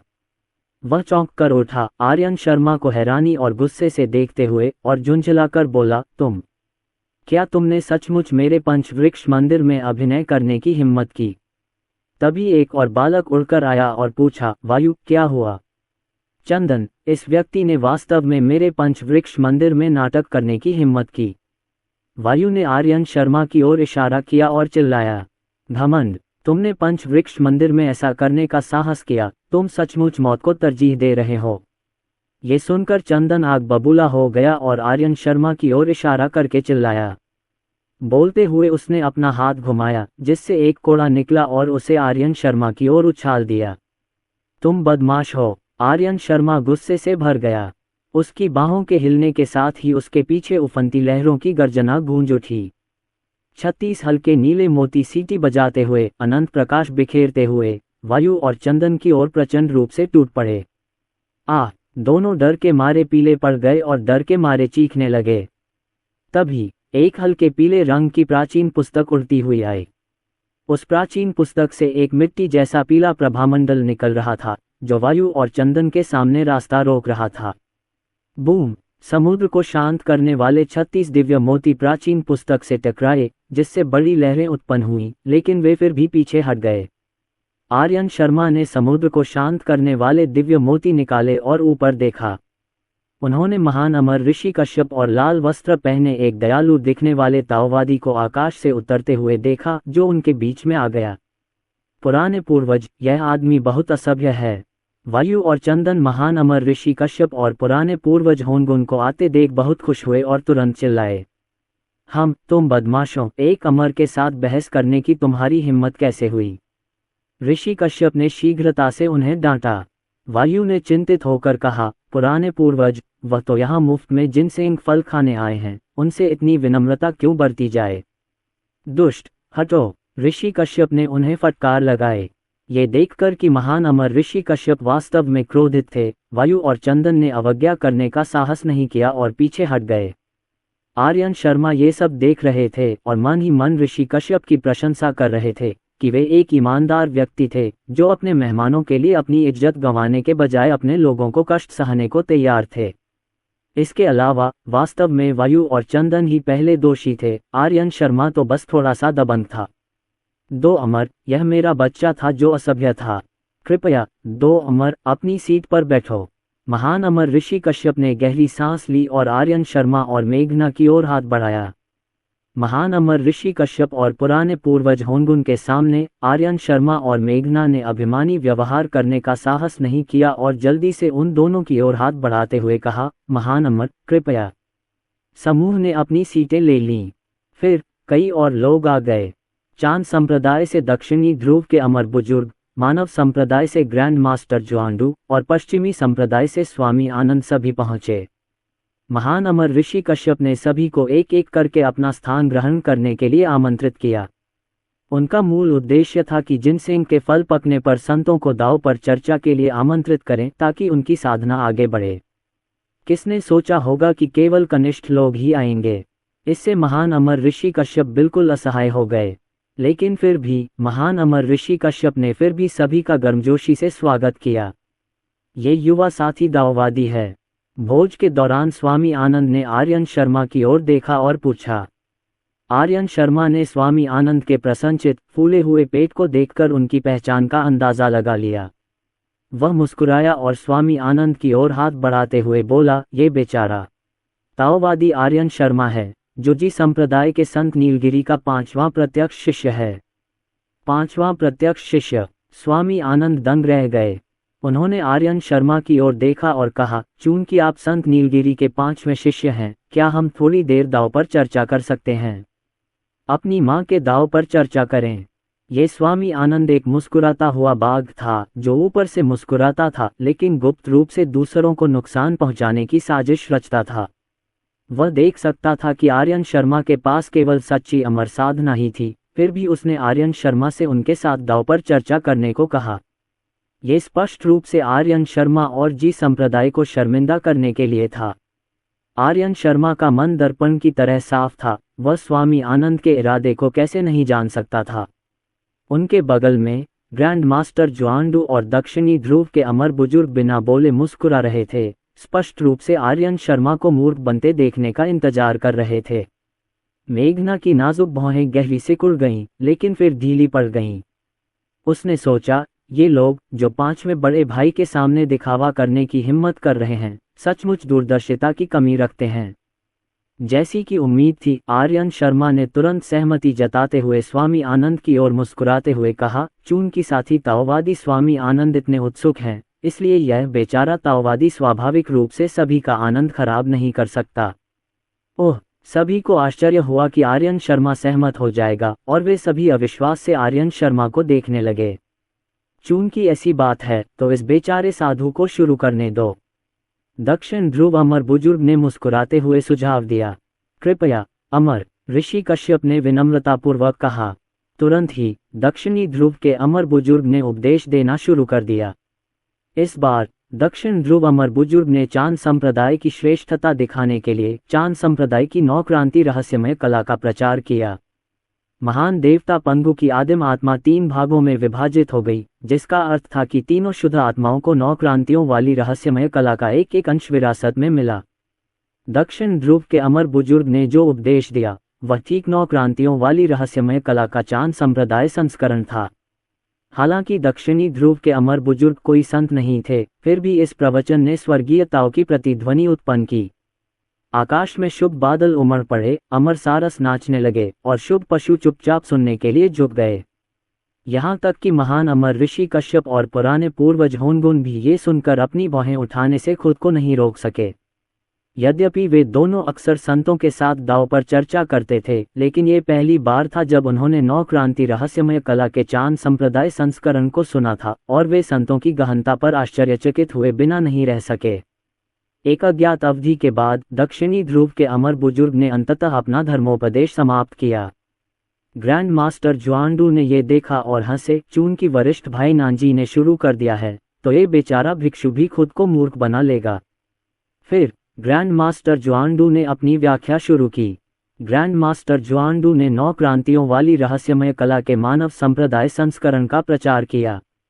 बेशक दक्षिणी ध्रुव के अमर बुजुर्ग की तरह उन्होंने कम महत्वपूर्ण पहलुओं पर ध्यान केंद्रित किया, स्वाभाविक रूप से कोई महत्वपूर्ण जानकारी प्रकट नहीं की। लेकिन फिर भी ये बात वहां उपस्थित सभी लोगों को आश्चर्यचकित कर रही थी तथा लगातार विस्मय की आवाजें निकल रही थीं।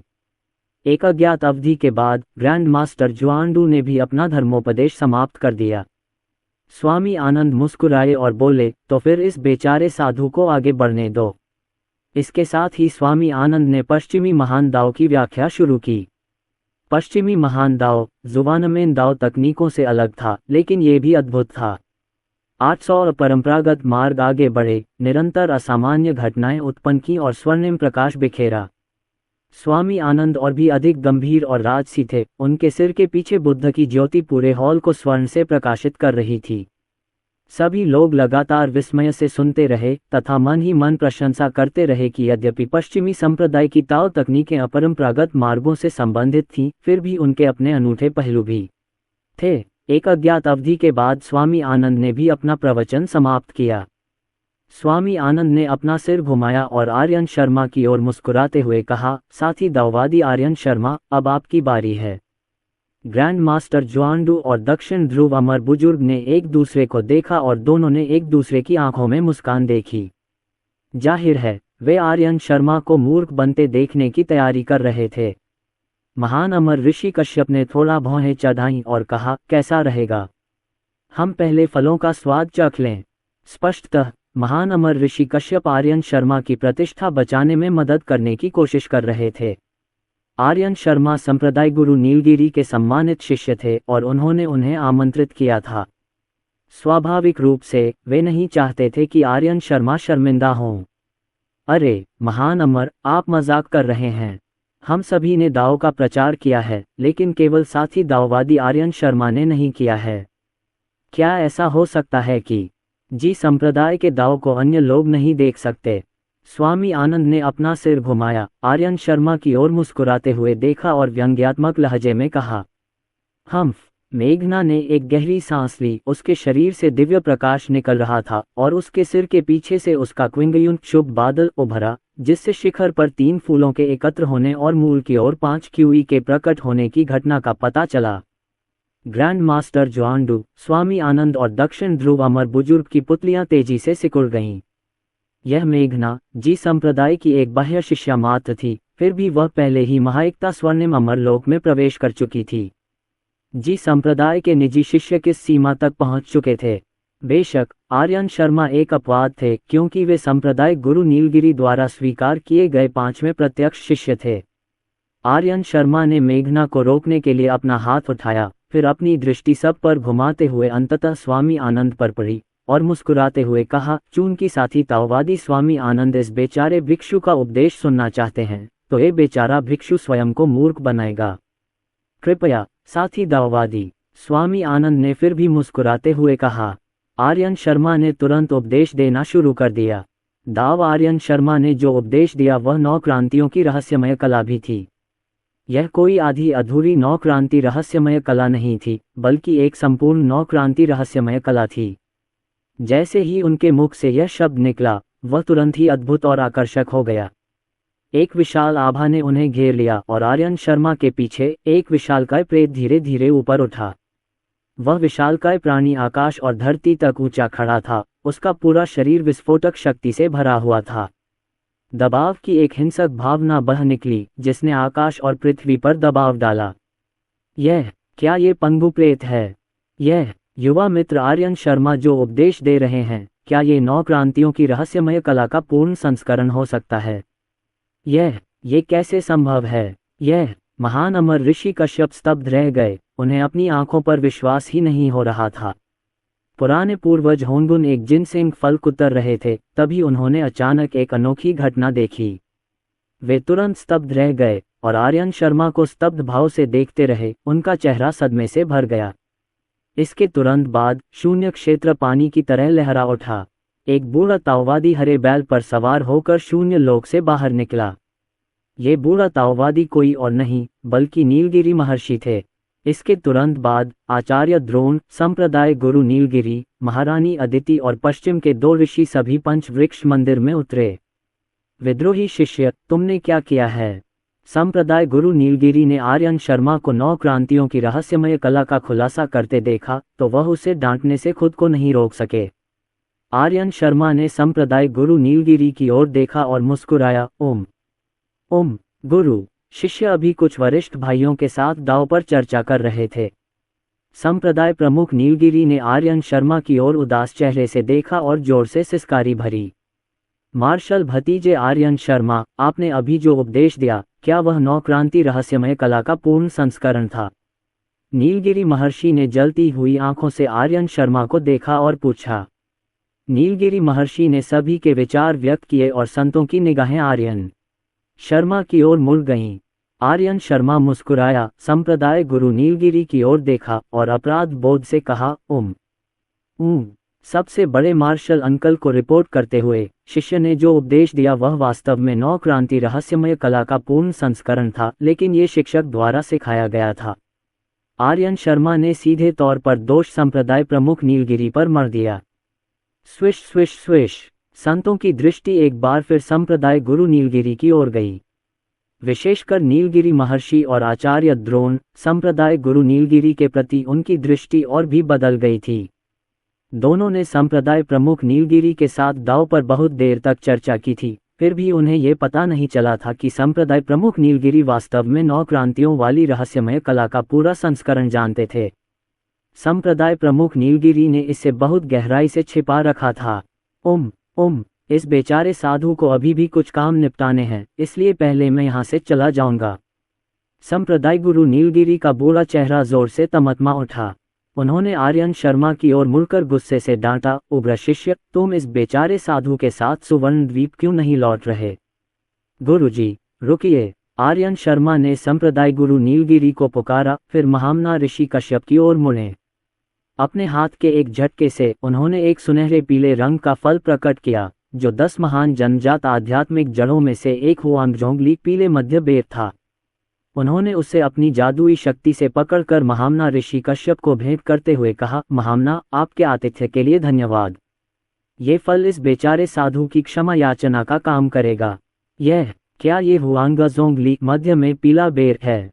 महान अमर ऋषि कश्यप ने अपने सामने असाधारण आध्यात्मिक मूल को अविश्वासपूर्ण भाव से देखा और कहा, हुआंगझोंगली पीला केंद्र बेर। सभी संतों की दृष्टि भी ऋषि कश्यप के हाथ में रखे फल पर गई। फिर उन्होंने बड़ी कठिनाई से अपनी गर्दन घुमाई और आर्यन शर्मा की ओर देखा। उनके बगल में संप्रदाय गुरु नीलगिरी गुस्से में थे, अपने दांत पीस रहे थे और कह रहे थे, विद्रोही शिष्य, क्या तुम इस बेचारे भिक्षु को मौत के घाट उतारने की कोशिश कर रहे हो?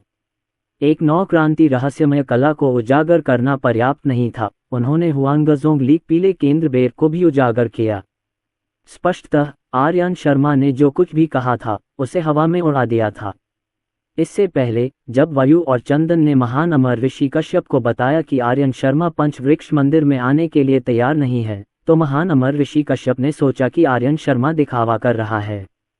अब ऐसा लग रहा था कि वह सचमुच पंचवृक्ष मंदिर नहीं आना चाहता था। दाव विधियों और दिव्य क्षमताओं के संदर्भ में वह 9 क्रांतियों की रहस्यमय कला जानता था। आध्यात्मिक फलों के संदर्भ में उसके पास हुआंगझोंगली पीला मध्य बेर था, जो उसके जिनसेंग फल से कई गुना बेहतर था। वास्तव में पंचवृक्ष मंदिर आने का उसके लिए कोई लाभ नहीं था। युवा मित्र आर्यन शर्मा, ये हुआंगझोंगली मध्य में पीला बेर बहुत कीमती है। यह विनम्रतावादी सचमुच इसे प्राप्त करने के अयोग्य महसूस करता है। महान अमर ऋषि कश्यप एक ईमानदार व्यक्ति थे, वे बिना योग्यता के पुरस्कार स्वीकार नहीं करते थे, इसलिए उन्होंने जल्दी से आर्यन शर्मा को अपना हाथ दिखाया। हालांकि आर्यन शर्मा ने महान अमर ऋषि कश्यप की ओर हाथ बढ़ाते हुए कहा, महान अमर, इस विनम्रतावादी ने आपको कई दिनों तक परेशान किया है, और इससे पहले मैंने आपके ताओवादी बच्चों को भी मारा था। मुझे वास्तव में शर्म आती है। यदि महान अमर इस फल को लेने से इनकार कर देते हैं तो यह विनम्र ताओवादी असहज महसूस करेगा। ठीक है, चूंकि यह ऐसा है इसलिए यह विनम्र ताओवादी इसे स्वीकार करेगा। महान अमर ऋषि कश्यप ने एक व्यंग्यात्मक मुस्कान दी, फिर वायु और चंदन की ओर देखते हुए कहा, वायु, चंदन, तुम दोनों जल्दी से 10 जिनसेंग फल तोड़कर लाओ और उन्हें युवा मित्र आर्यन शर्मा के लिए लाओ। हाँ, पुराने पूर्वज। दोनों चौंक गए, लेकिन अवज्ञा करने का साहस नहीं कर सके, इसलिए वे जल्दी से मुड़े और जिनसेंग फल तोड़ने चले गए। कुछ देर बाद वायु और चंदन वापस लौटे। वायु ने 10 जिनसेंग फलों से भरी एक प्लेट उठाए और आर्यन शर्मा को प्रणाम करते हुए कहा, वरिष्ठ, कृपया। इस पल वायु को भी अपने और आर्यन शर्मा के बीच की दूरी का एहसास हुआ। आर्यन शर्मा के सामने वह कुछ भी नहीं था। आर्यन शर्मा ने अपनी आस्तीन लहराई, जिनसेंग फल लिया और महान अमर ऋषि कश्यप की ओर हाथ बढ़ाते हुए कहा, ऐसे में महान अमर को बहुत बहुत धन्यवाद। युवा मित्र बहुत विनम्र है। कुल मिलाकर इस विनम्र ताओवादी को ही लाभ हुआ है। महान अमर ऋषि कश्यप ने व्यंग्यात्मक मुस्कान के साथ कहा। आर्यन शर्मा ने लगातार हंसते हुए सिर हिलाया। इस बार उनका कार्य महान अमर ऋषि कश्यप से मित्रता करने के अलावा और कुछ नहीं था।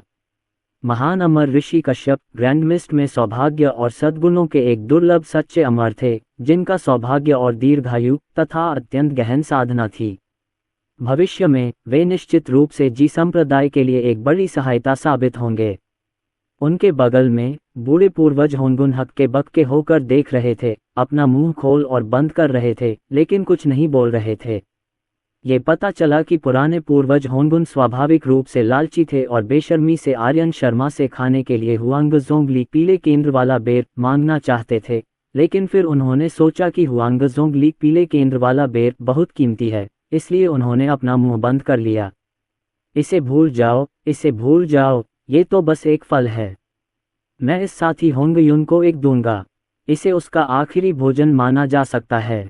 जिसकी बात करें तो होंगयुन की मृत्यु के बाद आदिकालीन बैंगनी क्यूई का क्या होगा? क्या मुझे मास्टर को पहले से सूचित करना चाहिए और मास्टर को आदिकालीन बैंगनी क्यूई जब्त करने देना चाहिए?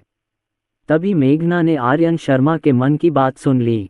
क्या पुराने पूर्वज होनगुन मर जाएंगे? ये सुनकर मेघना की पुतलियां तेजी से सिकुड़ गईं और वह अविश्वास भरे भाव से बूढ़े पूर्वज होनगुन की ओर देखने लगी। अगले ही क्षण आर्यन शर्मा ने अपना हाथ पलटा, जिससे एक हुआंगजोंगली मध्य में पीला बेर निकला, जिसे उसने अपनी जादुई शक्ति से पकड़ लिया और पुराने पूर्वज होंगयुन को देते हुए कहा, वरिष्ठ होंगयुन, ये हुआंगजोंगली मध्य में पीला बेर आपके लिए है। पुराने पूर्वज होंगुन खुश हो गए और जल्दी से हुआंगजोंगली पीले मध्य बेर ले लिया। फिर जल्दी से आर्यन शर्मा की ओर हाथ बढ़ाते हुए कहा, बहुत धन्यवाद युवा मित्र आर्यन शर्मा। युवा मित्र आर्यन शर्मा, हमारा पश्चिमी संप्रदाय कष्ट में है। हमने हुआंगजोंगली मध्य में पीला बेर जैसी दिव्य वस्तु कभी नहीं देखी। युवा मित्र आर्यन शर्मा, क्या आप इस विनम्र ताओवादी को एक नहीं दो दे सकते हैं? यह विनम्र ताओवादी और मेरा वरिष्ठ भाई प्रत्येक एक ले सकते हैं। तभी ताओवादी केतु बेशर्मी से बोला। आर्यन शर्मा ने तुरंत अपनी आंखें घुमाईं। धिक्कार है, मैं तुम्हें हुआंगजोंगली मध्य में पीला बेर दूं? तुम्हें एक हथौड़ा दूं? क्या तुम्हें लगता है कि मैं कोई चैरिटी चला रहा हूं? इसके अलावा अगर मैं तुम्हें ये हुआंगजोंगली मध्य में पीला बेर दूं, तो क्या तुम भविष्य में पलटकर मेरे जी संप्रदाय पर हमला करोगे? क्या मैं इतना मूर्ख हूं कि दुश्मन की मदद करूं? तभी मेघना ने आर्यन शर्मा के मन की बात फिर सुनी। क्या पश्चिमी संप्रदाय मेरे जी संप्रदाय पर हमला करना चाहता है? क्या इसका मतलब यह है कि पश्चिमी संप्रदाय ने भविष्य में देवताओं के अलंकरण युद्ध में भाग लिया था? मेघना के दिल को धक्का लगा। आर्यन शर्मा के कुछ बोलने से पहले ही बगल में बैठे स्वर्ग के स्वामी नाराज हो गए। उन्होंने ताओवादी केतु को घूरा और गहरी आवाज में कहा, हम साथी ताओवादी केतु, क्या तुम सोचते हो कि हुआंगजोंगली बीच का पीला बेर कोई बेकार चीज है जो किसी को भी दे दी जाए?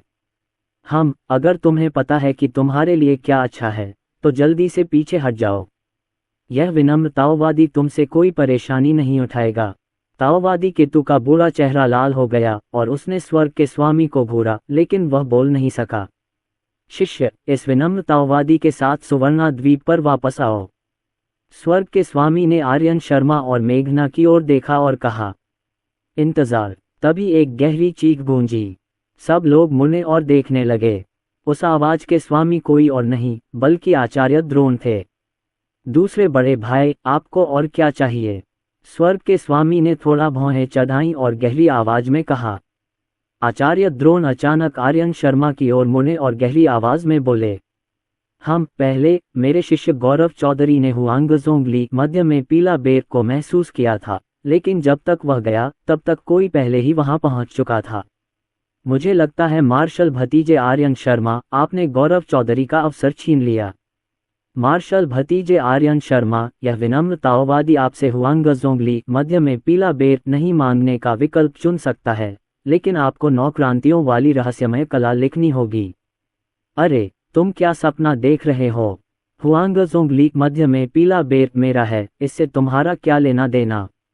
इसके अलावा अगर मैं तुम्हें 9 क्रांतियों वाली रहस्यमय कला दे दूं और तुम्हारी साधना में सुधार हो जाए, तो क्या तुम आकर मेरे जी संप्रदाय पर हमला करोगे? क्या मैं इतना मूर्ख हूँ? मेघना ने आर्यन शर्मा की आवाज़ फिर सुनी। वास्तव में देवताओं के युद्ध का निवेश चांद संप्रदाय से संबंधित है। मेघना ने देवताओं के युद्ध के अधिष्ठापन का कारण लगभग तय कर लिया था। बेशक आर्यन शर्मा ने ये शब्द केवल अपने दिल में कहे थे, वह आचार्य द्रोण को मौखिक रूप से इस तरह जवाब देने का साहस नहीं कर सकता था, कम से कम अभी तक तो नहीं। जहां तक इस कार्य का प्रश्न है तो ये स्वाभाविक रूप से स्वर्ग के स्वामी को सौंपा गया था। हम मास्टर जी दोष लेने के लिए हैं।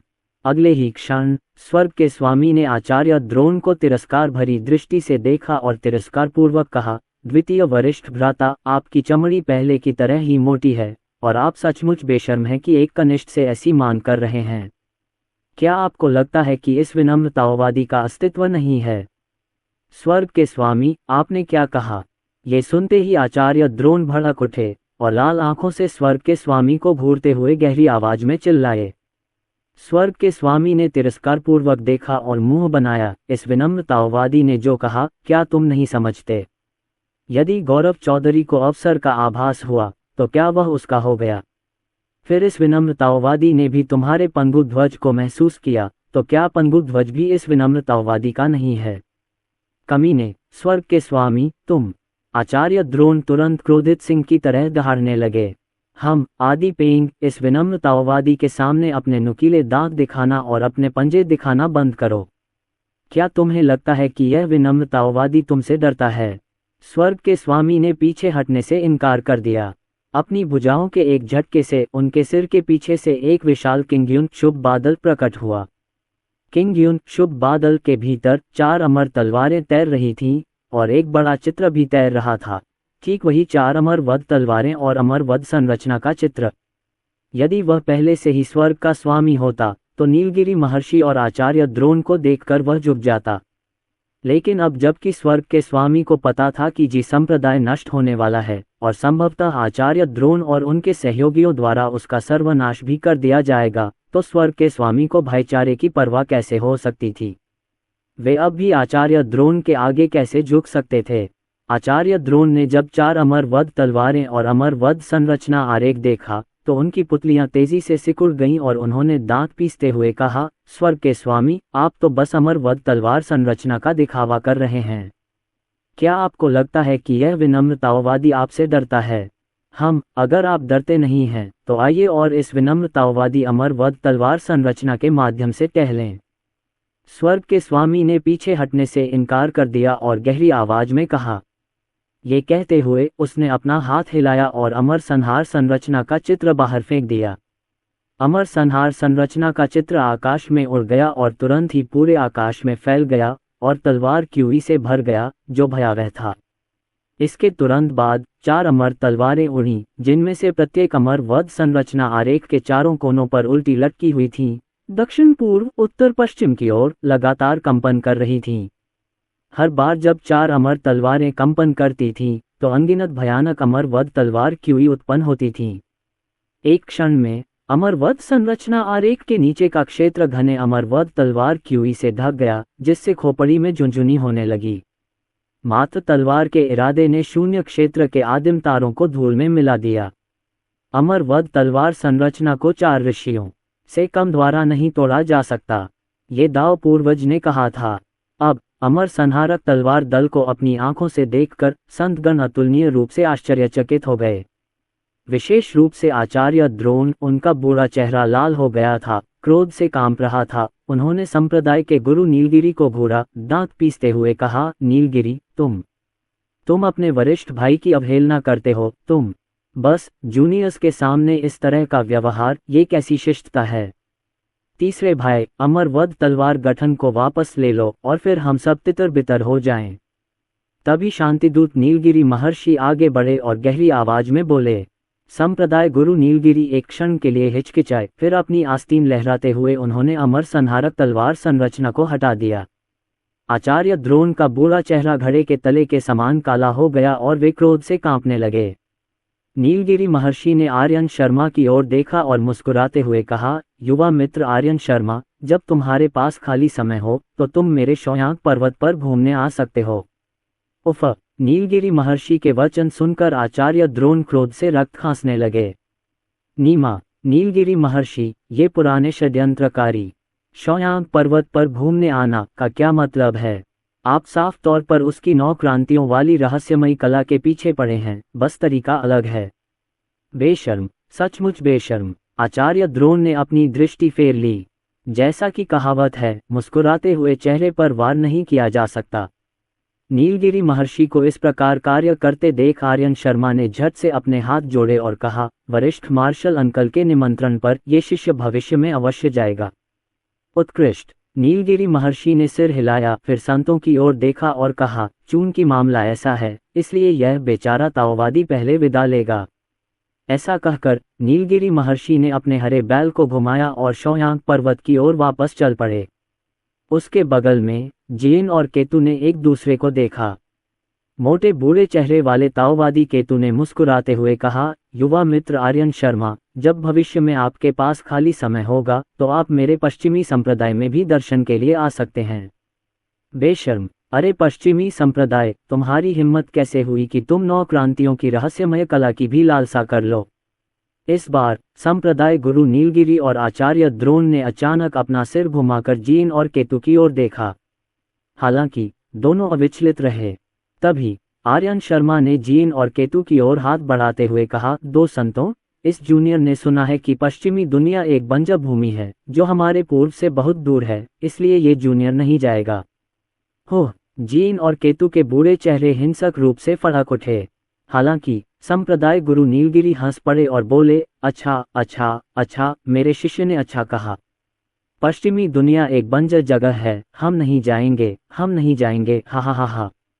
जिन और केतु के बूढ़े चेहरे तुरंत ही बर्तन के तले की तरह काले हो गए। विदाई। वे दोनों अब और नहीं रुक सके, इसलिए वे मुड़े और सुमेरु पर्वत की ओर भाग गए। महारानी अदिति एक पल के लिए हिचकिचाईं, फिर आर्यन शर्मा की ओर देखा और मुस्कुराते हुए बोलीं, मार्शल भतीजे आर्यन शर्मा, जब आपके पास खाली समय हो तो आप मेरे नुवा पैलेस में भी दर्शन के लिए आ सकते हैं। ये नुवा महारानी की निशानी है।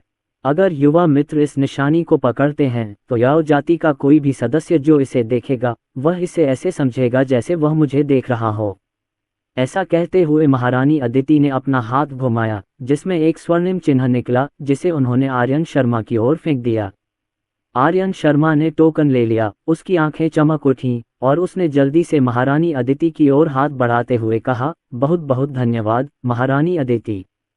ये चुड़ैल याओ आधिपत्य का युग था और इस नुवा महारानी के टोकन के साथ आर्यन शर्मा ग्रैंड मिस्ट के माध्यम से यात्रा करते समय अधिक सुरक्षित रहेगा। चूंकि ऐसी बात है तो यह महारानी भी विदा ले लेंगी। महारानी अदिति ने सिर हिलाया, फिर मुड़कर शून्य क्षेत्र में भाग गईं और नुवा पैलेस लौट गईं।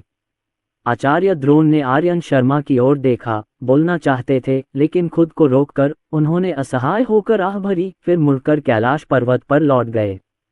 वास्तव में आचार्य द्रोण भी आर्यन शर्मा को कैलाश पर्वत पर आमंत्रित करना चाहते थे और संयोगवश 9 परिक्रमाओं वाली रहस्यमयी कला प्राप्त करने का प्रयास करना चाहते थे, लेकिन वह वास्तव में ऐसा कहने में असमर्थ थे, इसलिए उन्होंने पहले भाग जाने और फिर बाद में कोई रास्ता निकालने का प्रयास किया। शिष्य, चलो। संप्रदाय गुरु नीलगिरी ने आर्यन शर्मा की ओर देखा और उदासीनता से कहा। आर्यन शर्मा ने सिर हिलाया।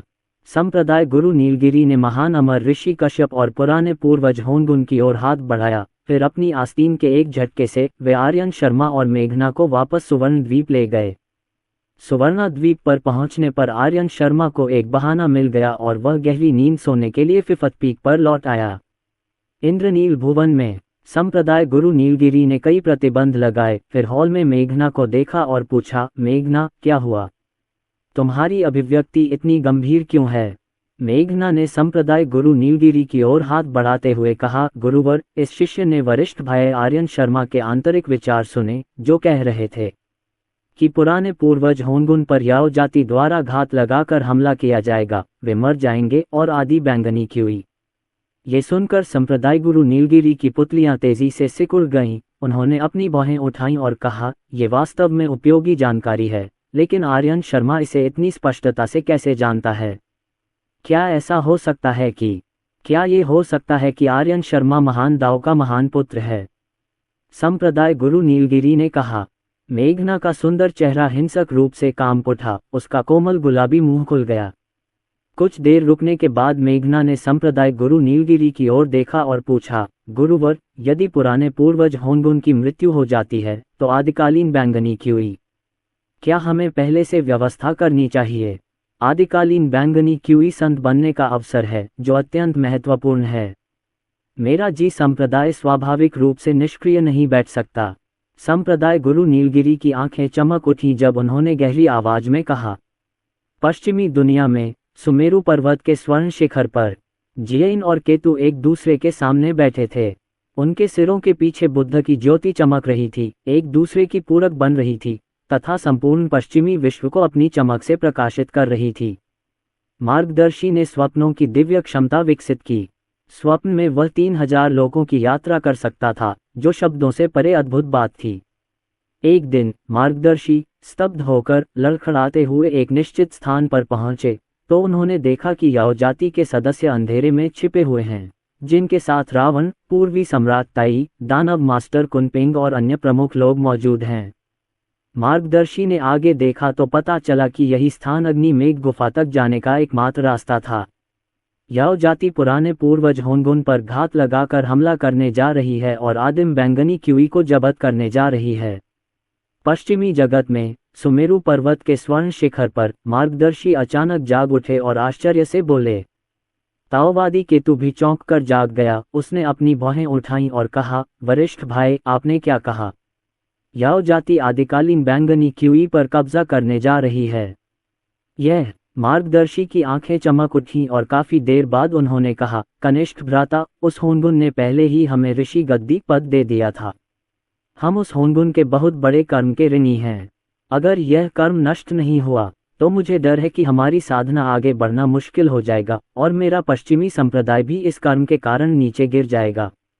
ताओवादी केतु की बुद्ध आंखों से तेज प्रकाश की 2 किरणें निकलीं, जो मार्गदर्शी की ओर देखते हुए पूछा, वरिष्ठ भाई, का अर्थ है इसे नजरअंदाज करें? नहीं, हमें स्वर्गीय रहस्यों को छुपाना चाहिए, मार्गदर्शी ने उदासीनता से कहा। मार्गदर्शक ने अपनी बाकी बातें पूरी नहीं की, लेकिन अर्थ पहले ही बहुत स्पष्ट था। न केवल वे पुराने पूर्वज होनगुन की मदद नहीं कर सकते थे, बल्कि उन्हें स्वर्गीय रहस्यों को भी छुपाना था, ताकि महान अमर ऋषि कश्यप को इसके बारे में पता न चले, जिससे पुराने पूर्वज होनगुन के बचने की संभावना पूरी तरह से समाप्त हो गई। इस तरह पुराने पूर्वज होनगुन की मृत्यु के साथ उनके पश्चिमी संप्रदाय के कर्मों का भुगतान माना जाएगा। ताओवादी केतु ने गहरी सांस ली और सिर हिलाते हुए कहा, वरिष्ठ भाई, के शब्द बिल्कुल सत्य हैं। इसके साथ ही ताओवादी केतु ने स्वर्गीय रहस्यों को छिपाने के लिए अपनी दिव्य क्षमता का उपयोग किया। मार्गदर्शी ने स्वर्गीय रहस्यों को छिपाने में भी अपनी दिव्य क्षमता का उपयोग किया। दूसरी ओर पंचवृक्ष मंदिर में पुराने पूर्वज होनगुन खड़े हुए और महान अमर ऋषि कश्यप की ओर हाथ बढ़ाते हुए कहा, साथी ताओवादी ऋषि कश्यप, मैंने आपको कई दिनों तक परेशान किया है। इस बेचारे ताओवादी को भी अग्नि मेघ गुफा में एक नज़र देखने के लिए वापस आना चाहिए, इसलिए मैं पहले अपनी विदाई लूंगा। महान अमर ऋषि कश्यप ने पूर्वज होनगुन की ओर देखते हुए थोड़ा भौहें चढ़ाईं और कहा, साथी ताओवादी होनगुन, मैं इन दिनों बेचैन और चिंतित महसूस कर रहा हूँ, मानो कुछ होने वाला है। साथी ताओवादी होनगुन, लौटने से पहले आप कुछ और दिन मेरे पंचवृक्ष मंदिर में क्यों नहीं रुकते? कैसा रहेगा? वृद्ध पूर्वज होनगुन ने मुस्कुराते हुए कहा, साथी ताओवादी ऋषि कश्यप, आप जरूरत से ज्यादा सोच रहे हैं। मैं हमेशा दूसरों के प्रति दयालु रहा हूं और कभी दुश्मन नहीं बनाए। मैं अपने अच्छे संबंधों के लिए ग्रैंड मिस्ट में प्रसिद्ध हूं। कौन मुझे नुकसान पहुंचाना चाहेगा? अलविदा, अलविदा। ऐसा कहते हुए पुराने पूर्वज होनगुन ने महान अमर ऋषि कश्यप के मना करने की परवाह न करते हुए पंचवृक्ष मंदिर को छोड़ दिया और एक बादल पर सवार होकर अग्नि बादल गुफा की ओर चल पड़े। कांव कांव। जब पुराने पूर्वज होनगुन आधे रास्ते पर थे तो अचानक एक स्पष्ट और अतुलनीय रूप से ऊंची चील की चीख सुनाई दी। बूम। पुराने पूर्वज होनगुन को एक हिंसक बल द्वारा सीधे आगे की ओर गिरा दिया गया, जिससे कई पहाड़ टूट गए। डोंग। इसके तुरंत बाद एक अतुलनीय स्पष्ट घंटी बजी और एक विशाल घंटा आकाश से उतरकर उस पर्वत पर गिर पड़ा। एक लाल बत्ती निकली जो विशाल घंटी से बाल बाल बच गई। हालांकि बूढ़े पूर्वज होंगयुन खुद उस विशाल घंटी की आघात तरंग से और भी ज्यादा घायल हो गए। वे लड़खड़ा गए, उनका गला रुंध गया और वे अपने चारों ओर खड़ी भीड़ को सदमे और गुस्से से देखते हुए मुंह से खून थूकने से खुद को नहीं रोक पाए। रावण, पूर्वी सम्राट ताई, दानव मास्टर कुनपेंग, याओ जाति के कई दानव ऋषि और दानव सैनिकों और जनरलों की एक सेना। रावण, ताई, ऐसा क्यों? मुझे आपकी याओ जाति से कोई शिकायत या दुश्मनी नहीं है, फिर आपने मुझ पर घात क्यों लगाया? बूढ़े पूर्वज होंगुन क्रोधित हो गए और उन्होंने मांग करते हुए दांत पीस लिए। दानव मास्टर कुनपेंग की आंखें लाल थीं क्योंकि उन्होंने पुराने पूर्वज होंगुन को घूरा और गहरी आवाज में कहा, होंगयुन, तुमने मुझे मेरी ऋषि सीट पद खोने के लिए मजबूर किया। आज मैं उस दिन की नाराजगी का बदला लूंगा। पूर्वी सम्राट ताई ने अपने हाथ में अराजकता की घंटी पकड़े हुए ठंडी सांस ली और पुराने पूर्वज होंगुन को तिरस्कार से देखा। गहरी आवाज में कहा, होंगयुन, आदिम बैंगनी क्यूई को सौंप दो और मैं तुम्हारी जान बख्श दूंगा। हे भगवान, इतनी सारी बातों के बाद आप आदिकालीन बैंगनी क्यूई के पीछे पड़े हैं। आपको यह आदिकालीन बैंगनी क्यूई दाव पूर्वज द्वारा प्रदान की गई थी, इसे छीनने की आपकी हिम्मत कैसे हुई? पुराने पूर्वज होंगुन के लाल वस्त्र उसके चारों ओर फड़फड़ा रहे थे जब वह याओ जाति की भीड़ को घूर रहा था और गहरी आवाज में चिल्ला रहा था। रावण ने आंखें घुमाई, पुराने पूर्वज होंगुन को तिरस्कार से देखा और अपने होठों को सिकुड़ते हुए कहा, साथी ताओवादी होंगुन, तुम्हें जाग जाना चाहिए। ताओ पूर्वज ने तुम्हें आदि बैंगनीची की 7 किस्में प्रदान की थीं, फिर भी उन्होंने तुम्हें शिष्य के रूप में स्वीकार नहीं किया। ऐसा क्यों? तुम सचमुच अपने आप को बहुत ऊंचा समझते हो। मैं तुम्हें सलाह देता हूँ, यदि तुम जानते हो कि तुम्हारे लिए क्या अच्छा है तो आदि बैंगनीची सौंप दो, अन्यथा मुझे असभ्य होने का दोष मत दो।